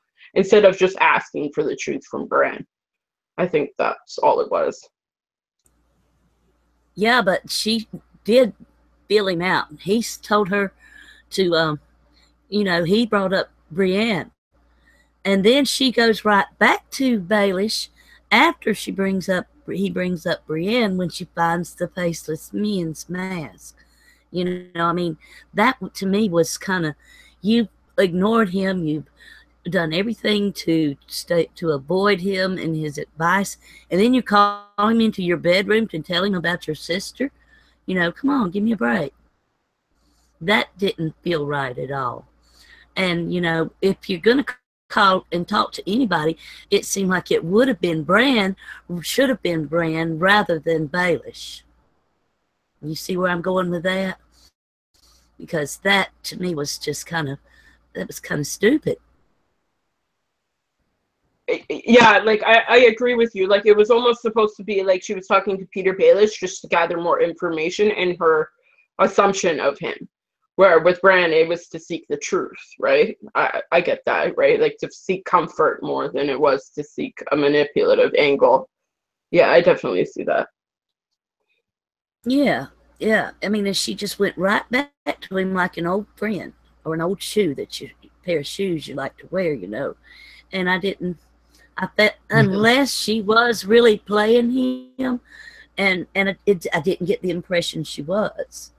I got the impression that Arya was playing Sansa big time, and I don't think that Arya would have hurt Sansa in the end. I really don't. I think that it would have been, if she had hurt her, it would have been with Jon and Brienne and the whole thing. It wouldn't have been done on her own, I don't think. It wouldn't have been done the way Baelish had it, So, Arya will tell somebody, would have said, and she turned around and gave Sansa the knife when she could have gone on and killed her then, technically.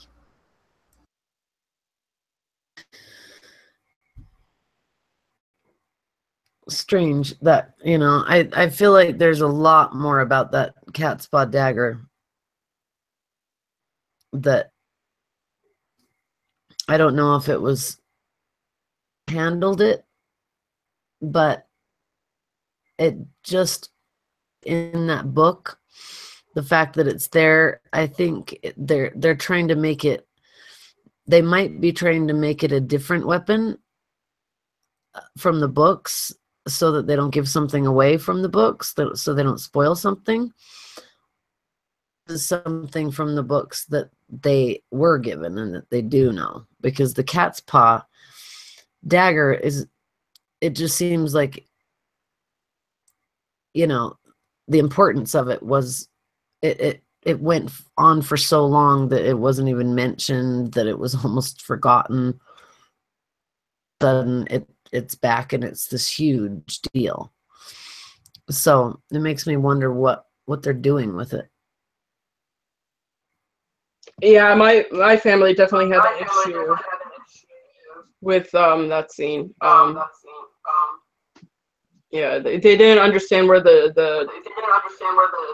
this knife was coming from, so they didn't understand the importance of it because it was forgotten for so many seasons. So I definitely get that. Yep. How many people would even know what it was or what? I mean, I've seen people calling it the cat's paw, the name of the knife. Yeah, and unless, that could be Dark Sister, and they were using that for Dark Sister, to me that should have been something related that should bring out something in the books. And they made maybe something George withheld, and they may be alluring to it. So, I don't know. I feel like they're trying to, yeah. Yeah. I mean, Dark Sister is the blade that seems like the right, if nothing else, it certainly got the right name for Arya, for her, if by nothing else, but by the name. It does. And with its history, with its history, you know, and she loved those Targaryen women. Arya did. She looked up to them, told Tywin all about them, Visenya and them. Visenya, yeah. Yeah. She's a lot like Visenya, too.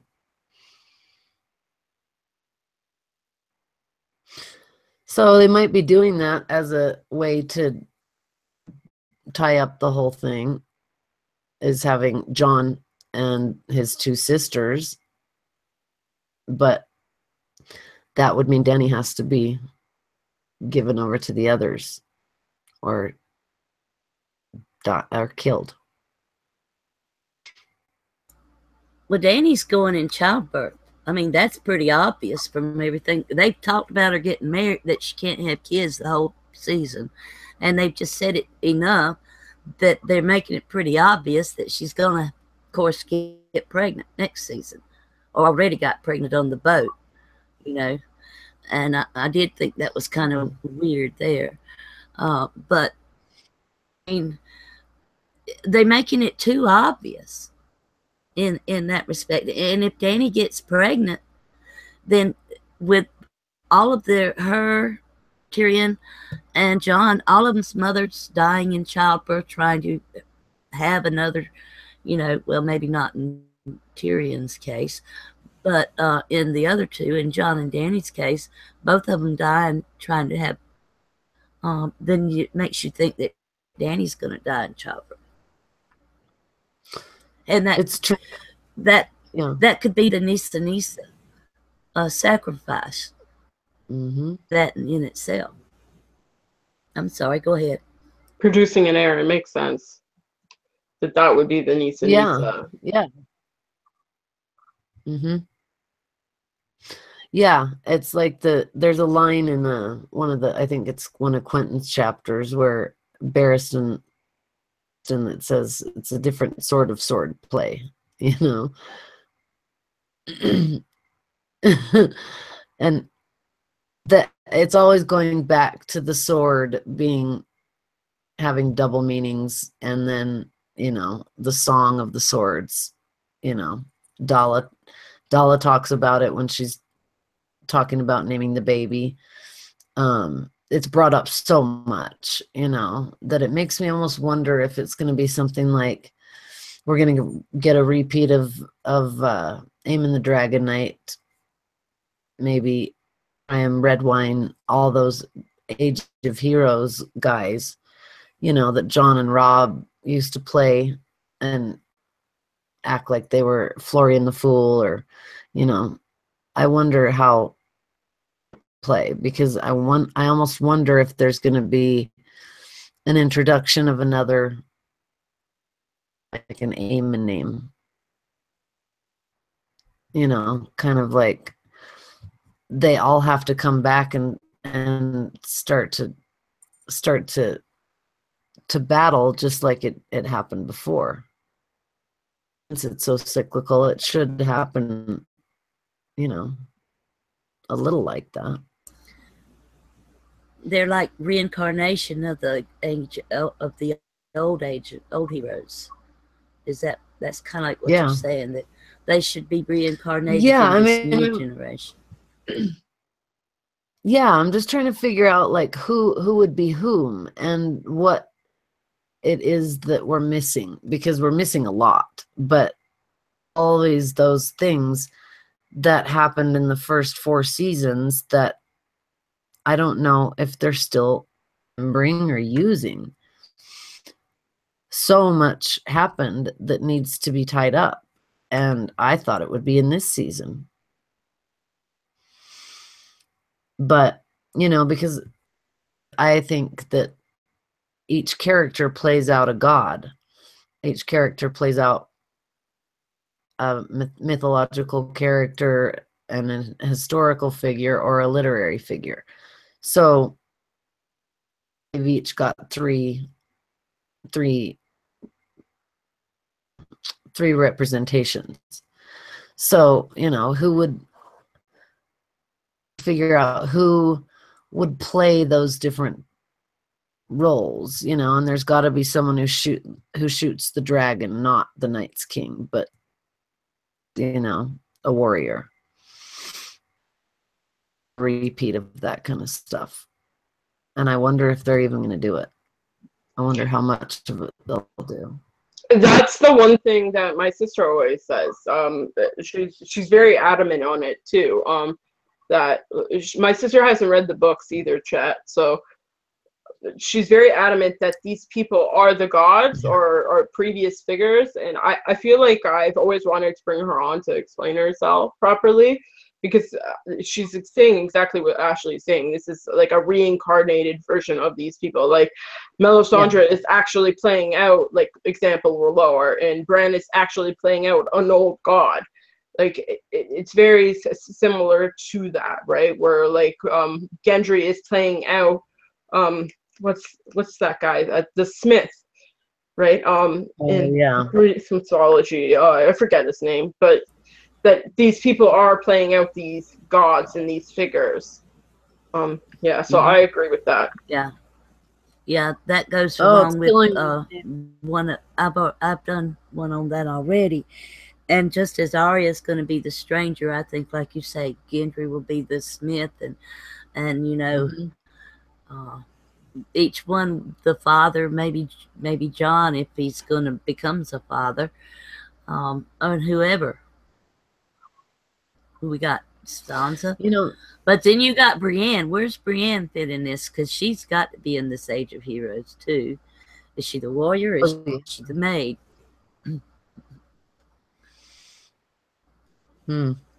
That's a good question. I mean, she's a warrior. I don't know, but she sort of is the maid. You know, she sort of is the woman who's still hurt by her past and the way that she was treated by men. I don't know if after Jaime she's kind of not so hurt anymore.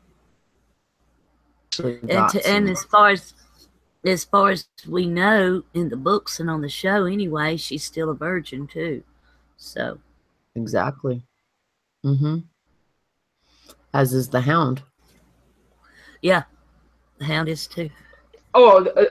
There's also another reference to the book in this, and I found it to be pretty insightful too. Was Jon is talking to Beric Dondarrion, and he's like, there's a reason that we got Brock back, right? But yet Beric Dondarrion in the book would be Catelyn Stark.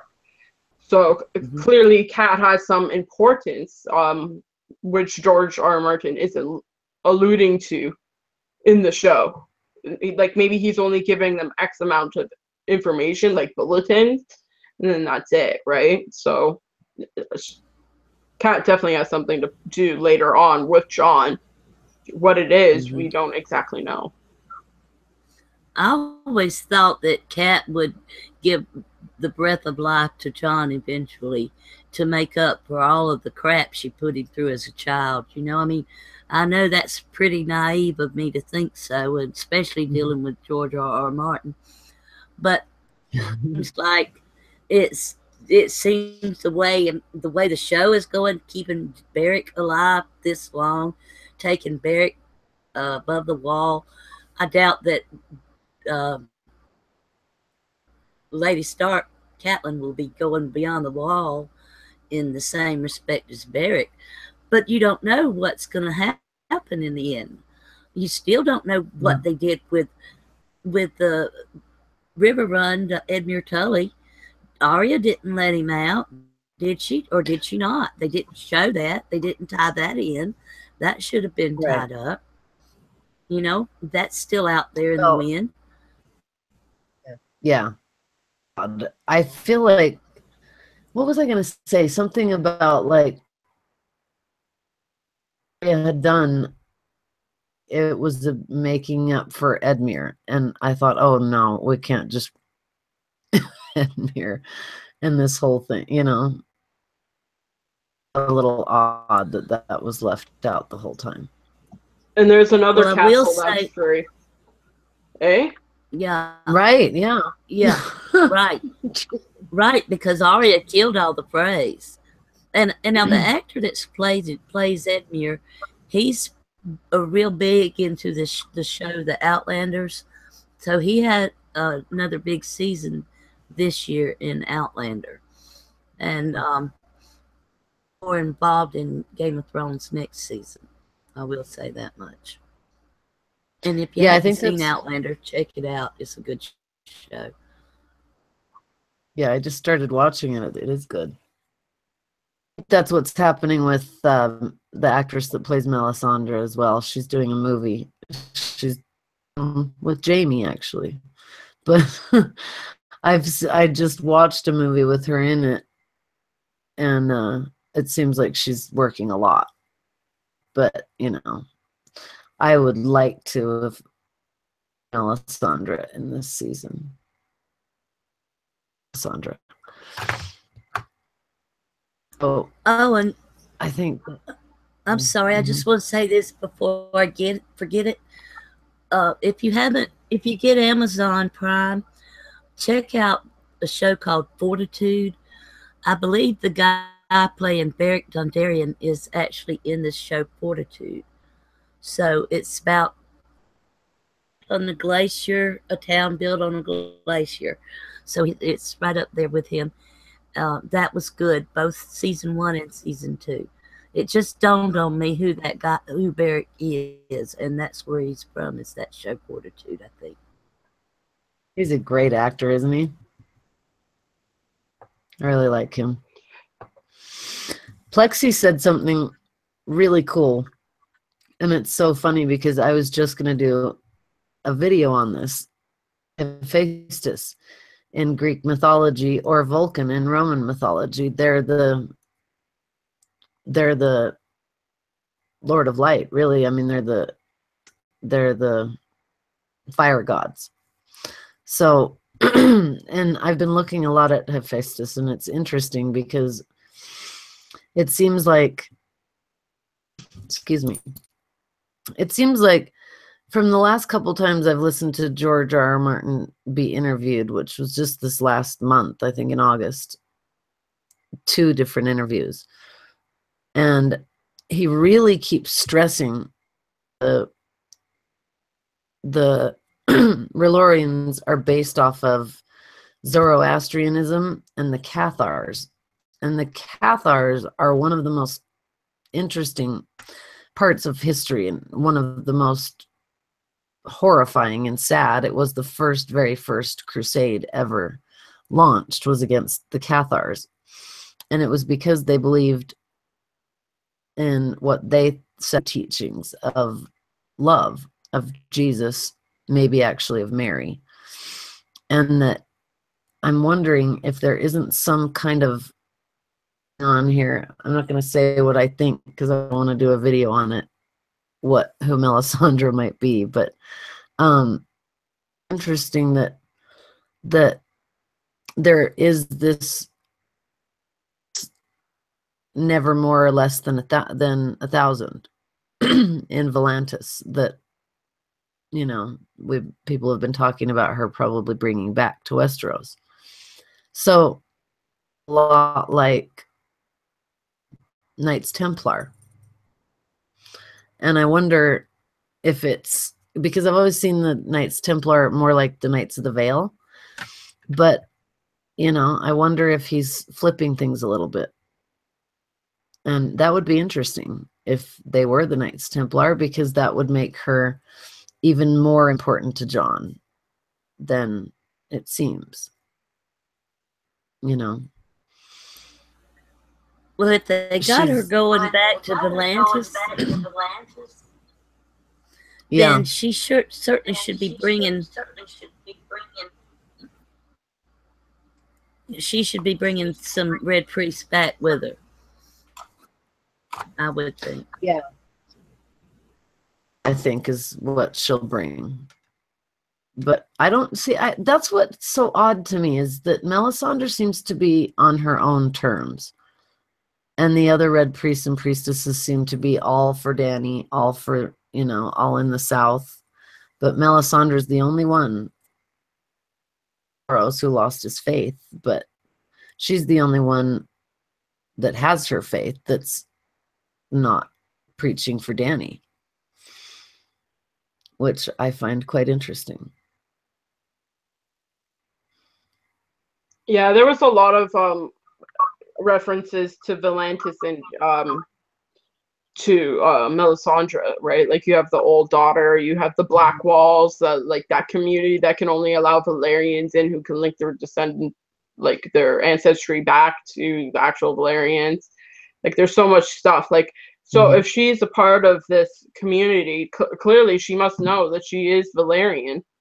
If she's able to enter these walls to gain access, right? Like clearly there has to be something more. So that's definitely an aspect.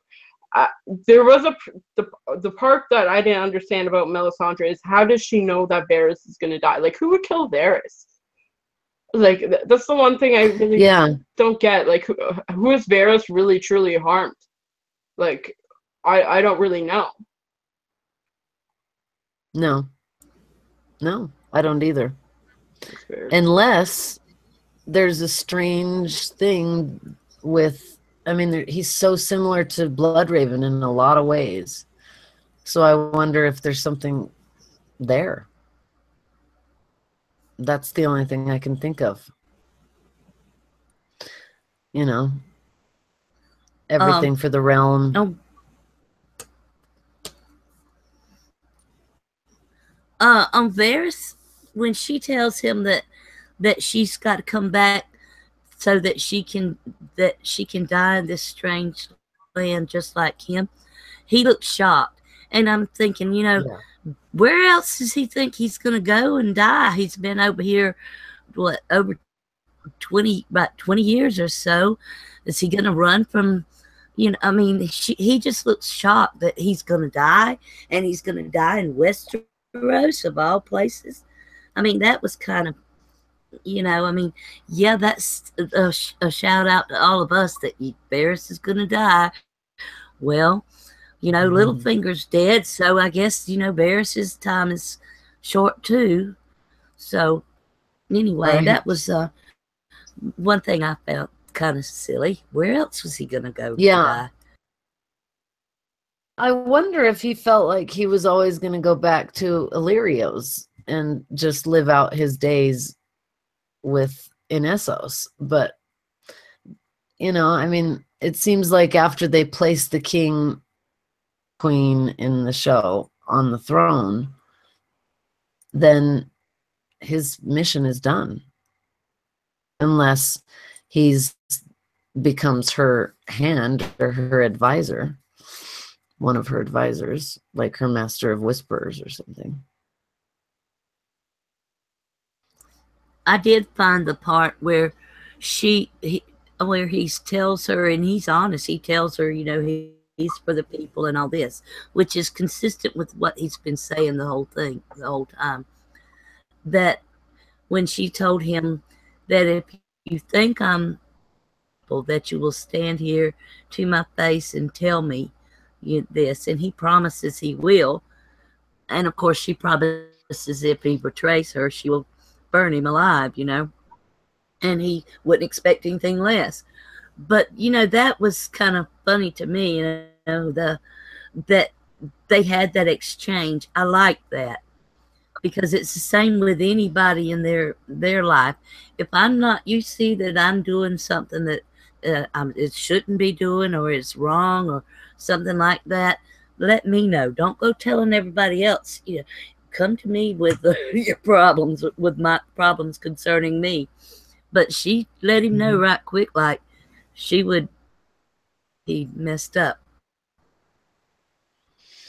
What I don't understand about that, and I agree, I did find that interesting, but in a different way than you did. I found it, she would question him now, you know, after, you know, they've been on this boat together all this time. She had plenty of time to ask him.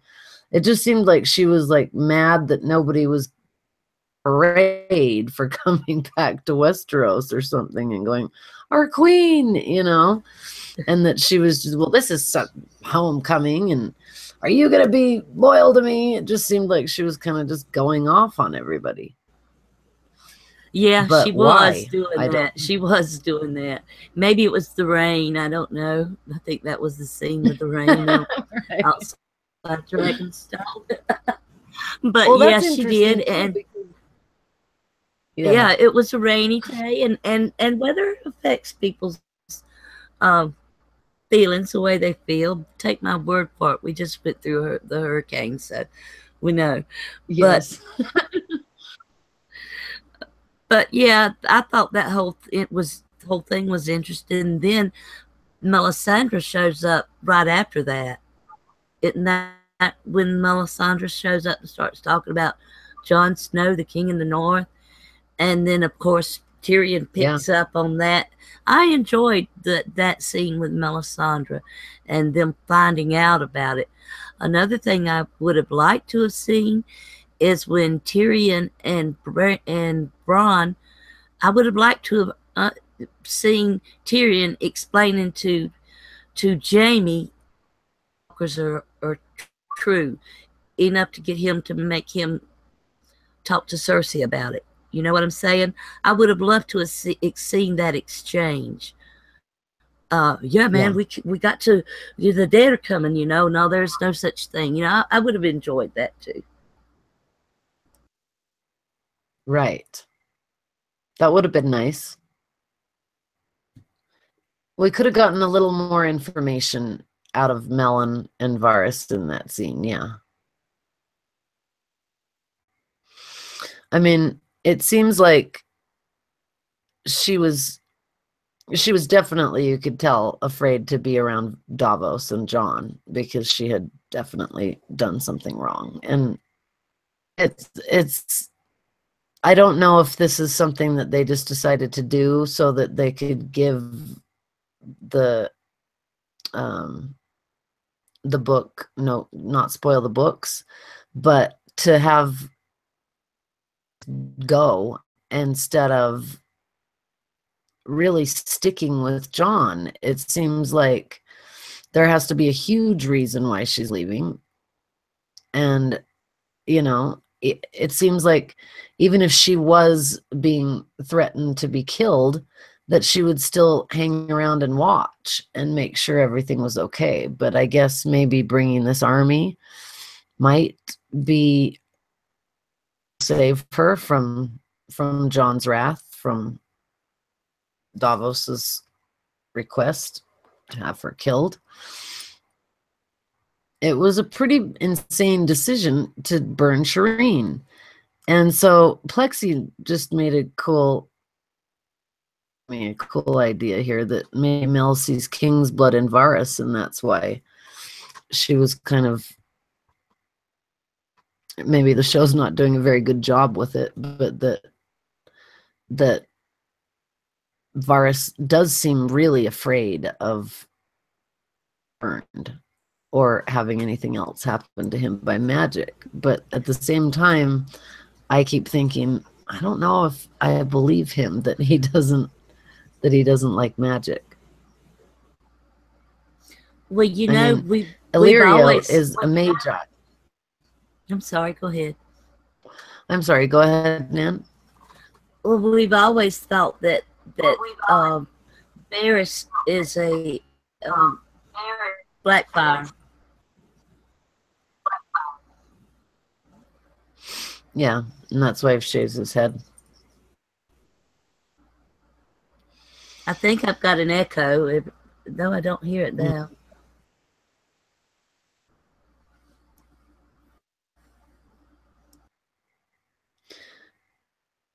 Yeah, I think no, you sound okay. I heard a bit of an echo, but it was okay.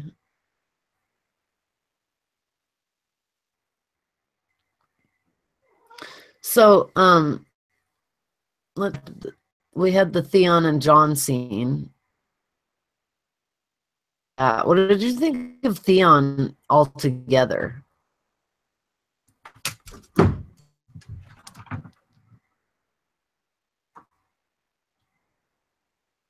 Go ahead, Ash.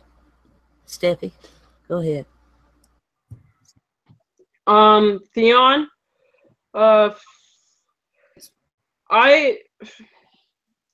I liked his banter with Tyrion during the Dragon Pit scene. I found his scene with Yarrow was really good with Euron and stuff like that, and showing how scared he was and how he was still weak to some extent. The fight to the conversation with Jon and how he's perfect, I didn't particularly like that scene very much. I felt like it would have been more powerful if Theon would have done it himself instead of being told. I think it's much like with Sansa, he wasn't told to go rescue her. Jon shouldn't have told him to go rescue his own sister. I feel like he was already on the step to rescuing her, and nothing should have been said. As for the fight scene, I actually really disliked that scene. I found the beginning of the season finale, it was the whole the world is run by like cocks, not the cockless, and for him to be kicked in the junk, I found it very silly.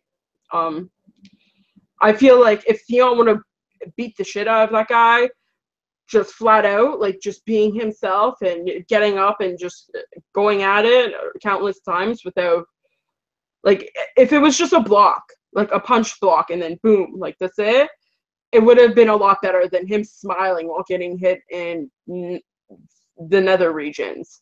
Like, it would have been a better scene. To me, they made it silly, and it wasn't supposed to be silly. There was supposed to be a significant growth development during that scene. Yeah, I was pretty disappointed with that scene. But as Alfie Allen, as an actor, he's fantastic. I don't think I've ever complained about him being a good, like, wanting to replace him with anybody. It just doesn't make sense at this point. He rocks as Theon. So that's it. Yeah, I agree. He does rock as Theon. But I found that the talk with Jon, I think the whole purpose of that talk was to set up the Stark, your Stark and your Greyjoy, well, your Stark and your Targaryen for Jon for next season. I think that was all the purpose in that was, and maybe to finalize their settle all their differences and ask forgiveness and get forgiveness as much as Jon could forgive. So, yeah, Theon was excellent in his fear when what got me is it typical that Theon shows no fear when he's backed by somebody else? I mean, he's got a dragon behind him. He's not going to be afraid. But he was scared. He did that to a T. He did a great job of that. Now, another thing I found, the fireballs they were throwing on Yara, they had to have had some really, really big boats to accommodate those things to sling over those fireballs, I mean, they showed them in Meereen already, and those in Meereen were going way farther than these of Yara. Now, if they were that close, they wouldn't have been able to hit them. They had to have been just the right connected with them. And there was, unless he sees in the dark and can navigate in the dark, because there was no lights on the Silent. There was nothing for them to navigate by. That was only my other comment on that. And as far as, like I said, the dragon pit, he showed no fear in the dragon pit. But he was underused. I mean, he was. Yeah. It was so fast. All of them were underused. It was so fast to pace this season that it was really hard to even they dwelled on some of the things longer than they should have, and didn't dwell on other things as much as they should have. Okay, I'm gonna jump in here for a second. Yeah. You enjoyed the scene between Theon and Jon. The reason why I didn't enjoy it as much, it kind of seemed like a ripoff of The Lion King. I'm a 90s kid. I grew up with those Disney movies, and it was kind of like Rafiki telling Simba that his father is in him, like, and his father is like, be who you are, right? Like, that's what it seemed like. Like, it seemed very silly to me. Like, Theon should have ruled it out by himself. He already said it to Ramsay, like, that he is a Stark, right? And Yara, he already knows he's a Greyjoy through Yara. Like, I feel like it should have been riddled out with himself, right? Like, and the whole Rafiki and the bumping on the head, like, the past is the past. You learn from the past. Like, go, right? Like, it seemed very Lion King-ish to me. Like, it seemed very childish, that whole conversation. Yeah. You know, it's interesting because I really liked that scene, but it's not because of anything in the story. Just because I like Alfie Allen, and I thought while I was watching it, I thought this is just an opportunity for Alfie to do some good acting, you know, and for Kit Harington to keep up, which he did pretty well. But it just did really seem like it was just some lip service, because yeah, it's I know what you're laughing at. MP, you kill me. But yeah, it's just, and I'm glad you're here, Mr. Payne. It's good to see you. But yeah, that scene just seemed like, you know, it was almost the Turncloak chapter where he's down in the crypts with Lady Dustin saying, you know, we both wanted to be Starks. He knows what he wanted, and I don't know that he always saw Jon as some incredible person. He never treated him that way. And maybe that was why he hated him so much, because he thought he was perfect. It's just that we didn't really ever see that coming from Theon.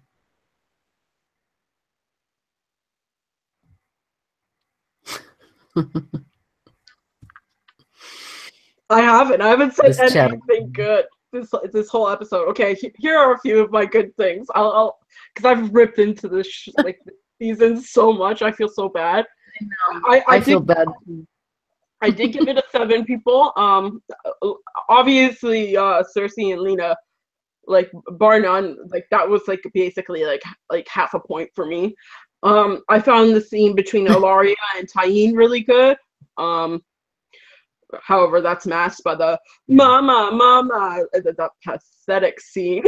Okay, so stupid. But the poisoning scene was very good. I enjoyed that scene. I feel like Cersei would have done that, and I feel like that actress finally acted as well as her character was supposed to. What's another scene that I liked? I definitely like the Littlefinger dying scene. I thought that was very nice. I feel it was perfect. Peter, the guy who plays Peter Baelish, you could tell that he was given almost free reins on that to act how he wanted, like jaw dropping, like, oh my god, like, what? You just said my name? Like, I'm up for treason and murder? What are you talking about, right? It was perfect. There was one scenic view that I liked the best was definitely Don Sully standing at King's Landing and the Dothraki going through. I love that. That was scenically, that was a beautiful scene. The Unsullied were just standing still, and the Dothraki were just like riding through them, like screaming. It was just bonkers. Amazing, so beautiful. There was a lot of good jokes. I definitely picked Tormund and Gendry. That look after saying we'll have to do with what we got. That was definitely my favorite one-liner. What is another good one?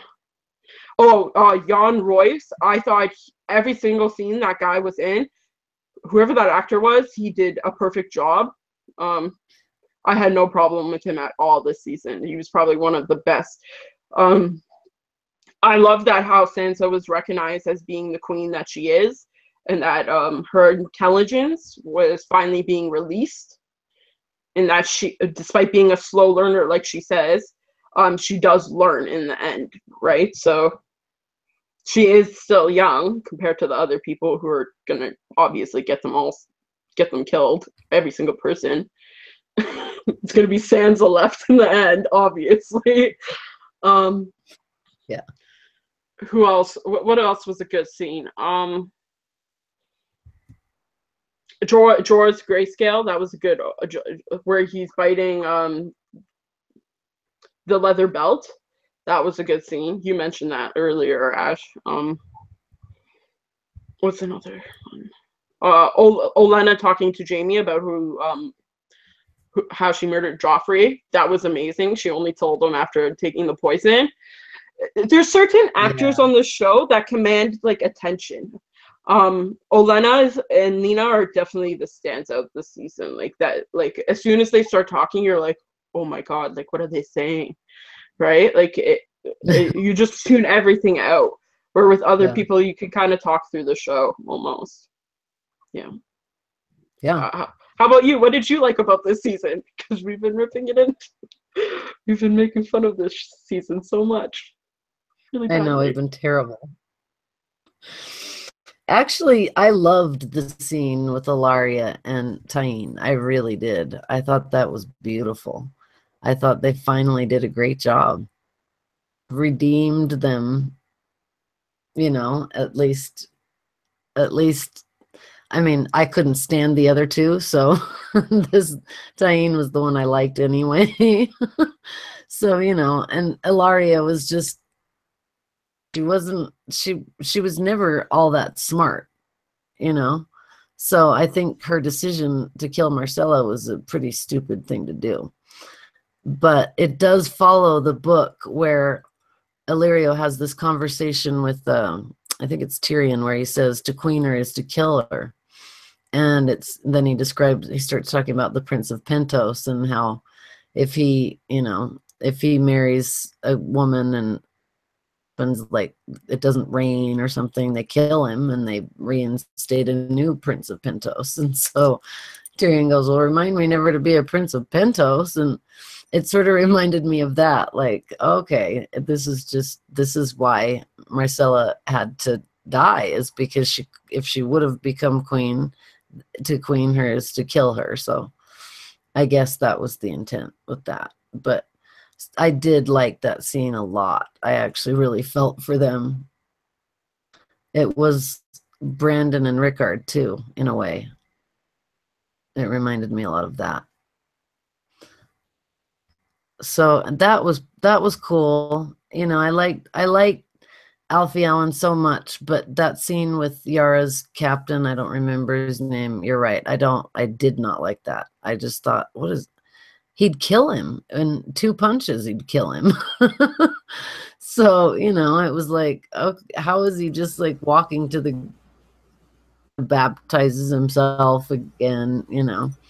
So it was kind of all over the place, that scene. It was like, what is going on? And now what? Now they're going to go get Yara? So what was the whole point of the... But, you know, I guess we had to have a good fight in there. The other thing I really liked was John's line in the dragon pit. Really, really, I loved that. I loved the fact that we got, even though it was fan service, I liked that we got him saying, father all you want. Say he made all the mistakes you want to say he made. He was still a good man. And that's the point, I think, in this story, is that these people, it's like the Lion of Night, Maiden Made of Light story. She turned her back in shame because there was a blood betrayal of his sister and taking her throne, and acting prideful, wrathful, every possible sin you can do, kinslaying, all of it. And seemed to be why the Lion of Night and his demons were into the realms of men. So it seems like the way the men act, we really need to remember that Ned Stark was not stupid, truly honorable man. And that honesty, I mean, I even heard them talk about that on NPR and use John's line of, once you make an oath and if you break it after, yeah. Lose their meaning. Words lose their meaning when oaths become are no longer or broken. You know, if everybody breaks their oath, then the words do lose their meaning. And right. Everything and everybody is a liar. Mm-hmm. And it felt like a great statement to right now. And all of the times in history, I'm sure there was always these moments where it's, do you sell your soul and go to the dark side, or do you believe in? And I just love the fact that John and Ned always did. John always does. So I like that part. Dragon pit scene, really, and I loved seeing the ruins that they filmed it in. That was beautiful. And I liked Euron. I've liked Euron this whole season. The word twat exists in the Middle Ages, but whatever. I just thought that was so funny. It's like, what? You really just say twat? Okay. But there were quite a few, like, oh, and then in the dragon pit, that line where we're fucked. They definitely didn't say that in the medieval ages. We're fucked. We're fucked. That's such a modern term. There's no way. It's just they're getting very, I said before, the continuity is just not there. But so like seeing the way the wall came down, it was very, like I said, Godzilla-ish, but it was cool. It still was really cool to see it come down. Yeah, I got a question for that. Do you think the dragon was breathing really, really hot fire, or was it breathing ice? Like really, really cold, like flames, basically, and the color was blue. Yeah, interesting question. I was wondering the same thing. If it was a blue hot flame, it almost seemed to be like a laser or something. Yeah, it was. Well, got something on that as well. The showrunners are saying that it's hot. It's a blue flame. It's hot, but that doesn't make sense, except in one respect. And you gotta. What I've been thinking of. This is another thing that's been on my mind is Benjen. Flame throwing mace or mance or whatever. I mean he starts that flame just like someone with R'hllor. So it makes me wonder if R'hllor and the old gods aren't the same, and in some way, and if that's not going to be brought up at all, because if some fire magic, how is it the whites walkers? That doesn't make sense for them to breathe something hot or flame, and it does. But then you got Benjen doing it. So explain that. Yeah, I had the same issues as you on that. Like I didn't understand why the Night's King would want a fire dragon. Also, there wasn't proof that like it was fire. It just seemed more like magic. Like it was some kind of like magical flame that he was kind of like a magical and like laser, as Ashley says, going out. Because when Viserion is going over the wall, he doesn't burn anything that's wood. right? Like, Mm-mm. wouldn't that stuff catch fire if it was a Right. flame? Flame. Like, yeah, it didn't make sense. Also, I don't understand how the wall would go down. Like, the whole concept of this season was basically like the whole fault relies on Dany going north. Like, technically, if she just would have let them die and like never went north and never found out about the White Walkers or whatever, nothing would have happened to the rest of Westeros. Like, by technicality, because they didn't have a dragon to take down the wall. I think Right. that some of this is we didn't get the dragon binder either. So is some of this making up for the lack of plot in not having dragon binder? Uh, in the books, does the Night's King really get a dragon? You know, is that something that George told them, or isn't it? Yeah. Or is this their way of closing a plot hole by the her losing a dragon to the Night King because they too late for him to bring in dragon binder? So that's my thinking on that. I thought it was technically as far as visually, I thought it was wonderfully done. But I didn't understand that concept of the fire myself either, Steffi. It really didn't make sense. And as far as Benjen, that didn't, the children of the forest had the. So that's still telling me that R'hllor and the children of the forest are connected in some way. And we'll talk about that another time. But some of the things, yeah, go ahead. Go ahead, Steffi. Yeah, also, the more proof that it wasn't fire is if it was fire, it would have, like, the wall coming down would have been water. It wouldn't have been ice still.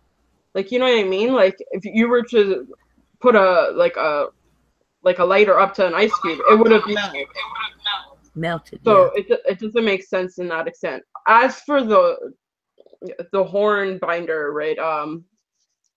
That was my main problem with the dragon pit too. Like, if this was any scenario where Euron was there, you can bet your bleeping whatever that he would have blown that horn and gotten Drogon or Rhaegal out of that deal.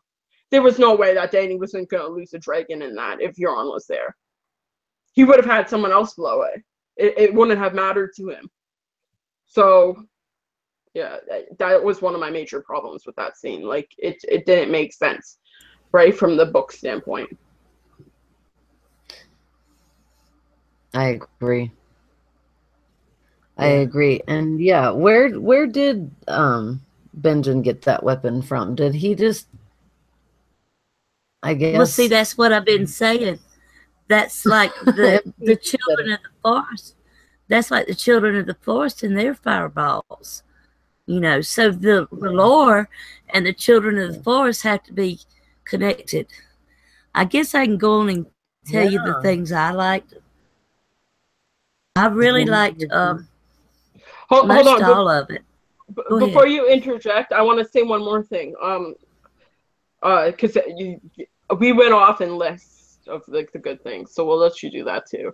The one of the problems I had was outside of Jon drowning and like technically coming back and not getting hypothermia and whatever. Was someone showed a picture of the sword, Longclaw, and they said the eyes went blue. I actually don't believe that the eyes went blue. I think that was dragonglass. The dragonglass was the eyes, because when he turns it, it shows the reflection of everything, right? And when Sam is reading books in the Citadel, which I believe Bran the Builder was saying earlier, basically, he finds out that the Targaryens were actually putting dragonglass on their weapons, right, as jewelry instead of it actually being true. So technically, is it the Valyrian blade that is actually killing the White Walkers, or is it the dragonglass being so close to them that is? That's another thing that you have to look at, too. Yeah. Good point. Good point. Yeah, it does seem to come to. I'm sorry, Nan. Go ahead. Well, I was just saying I really liked most of it, all of it. I mean, the dragon pit I loved. I loved all of that. I just like I said, some of it could have been wound up better, and so that we could have gotten more. I like the White Walker coming out at Cersei and actually seeing her really afraid. And Lena Headey did an excellent job with that. She meant she wasn't getting out of that chair, And the mountain was no use to her. He was too slow. He couldn't have stopped that thing in time if the chain hadn't been holding him. So, and I found that whole situation there with John being a Stark, so therefore his word is as good as gold. That doesn't always happen with children and their children and families and all. So that was a callback to Ned and the honor of the Starks in general. Cersei took a leap of faith on that, and as John not not being able to lie, well, like we said, words lose their meaning when they're connected to lies all the time. Stay true to his heritage in that, and give him, like him or not, he stayed true to character in there. Um, the one thing we haven't mentioned is Nymeria, and I really loved seeing Nymeria. I would have loved it better for her to go on with Arya, but I'm hoping we'll get to see more of her next year. I thought they did a good job with that. Nymeria being on top of something and bigger anyway, and then on top of something else, looking down on Arya, trying to intimidate her, I thought was very good. And then Arya saying, "It's not you." Well, it's not you anymore. And I think she was more or less talking about herself. Also, when she was talking about Nymeria. Um, all I enjoyed the sequence. I enjoyed the banter back and forth. I never could have did, like I said, if they had the three corresponding episode witnesses, Sam telling Jorah, Jorah telling the Queen, Melisandre telling Dany too, and then John, then I think that whole need to go up there to catch a white probably wouldn't have been necessary in some respects. Um, the wall coming down, visually wonderful, stunning. I'm glad we found out that Rhaegar and Lyanna were married. I wish we had seen more of Harrenhal though. At the wall, I thought that was amazing. The giant whites, loved them. I can't wait to see them in action. Okay, I'm done. Okay, everybody. I actually have to like bounce right now. It's pretty late and I gotta get up early in the morning. I'm sorry. That's all right. I agree with everything you said, Cynthia. Like, obviously, but like, I gotta go. I'm so sorry. Well, we're gonna call it tonight. I think that's gonna be about it because it's after 11 my time already too, hon. We can always come back another time and do this again, and maybe get back to doing what we do best. I think we should. Excuse me. I think we should. I think we should just Tuesdays when we. Yeah. If we can't, we'll let you know. To be back, and I'm so glad all of you are back to be with us. Thank you so much. It's great to see you all. Love you all to death. Okay. Thank you for coming, everybody. Go ahead, Ask Steffi. Oh, I sort of interrupted you. I feel bad now. Thanks for coming, everybody. We had a lot of people in the chat tonight. See, Baby Bran the Builder, Plexi was in, Ion Throne, who's from the very beginning. Wow, you're still here. Reptilian Overlord. We had Broke Blackman. Who else do we have? Rodrigo Paula Rodriguez. Like so many people. I'll probably end up butchering half the names on there, so I'm just gonna be quiet now and just thank you all. Yeah, hopefully we'll be back every Tuesday or every other Tuesday. We'll figure it out. And yeah, thanks for coming. Cheers. Thank you all for coming. Thank you so much. We are the She-Wolves of Winter, and we appreciate every one of y'all, especially the chats and the views. All of you for coming. Lady Ashley, Lady Steffi, it's been wonderful to be back with y'all and the chat. Great to have you y'all again.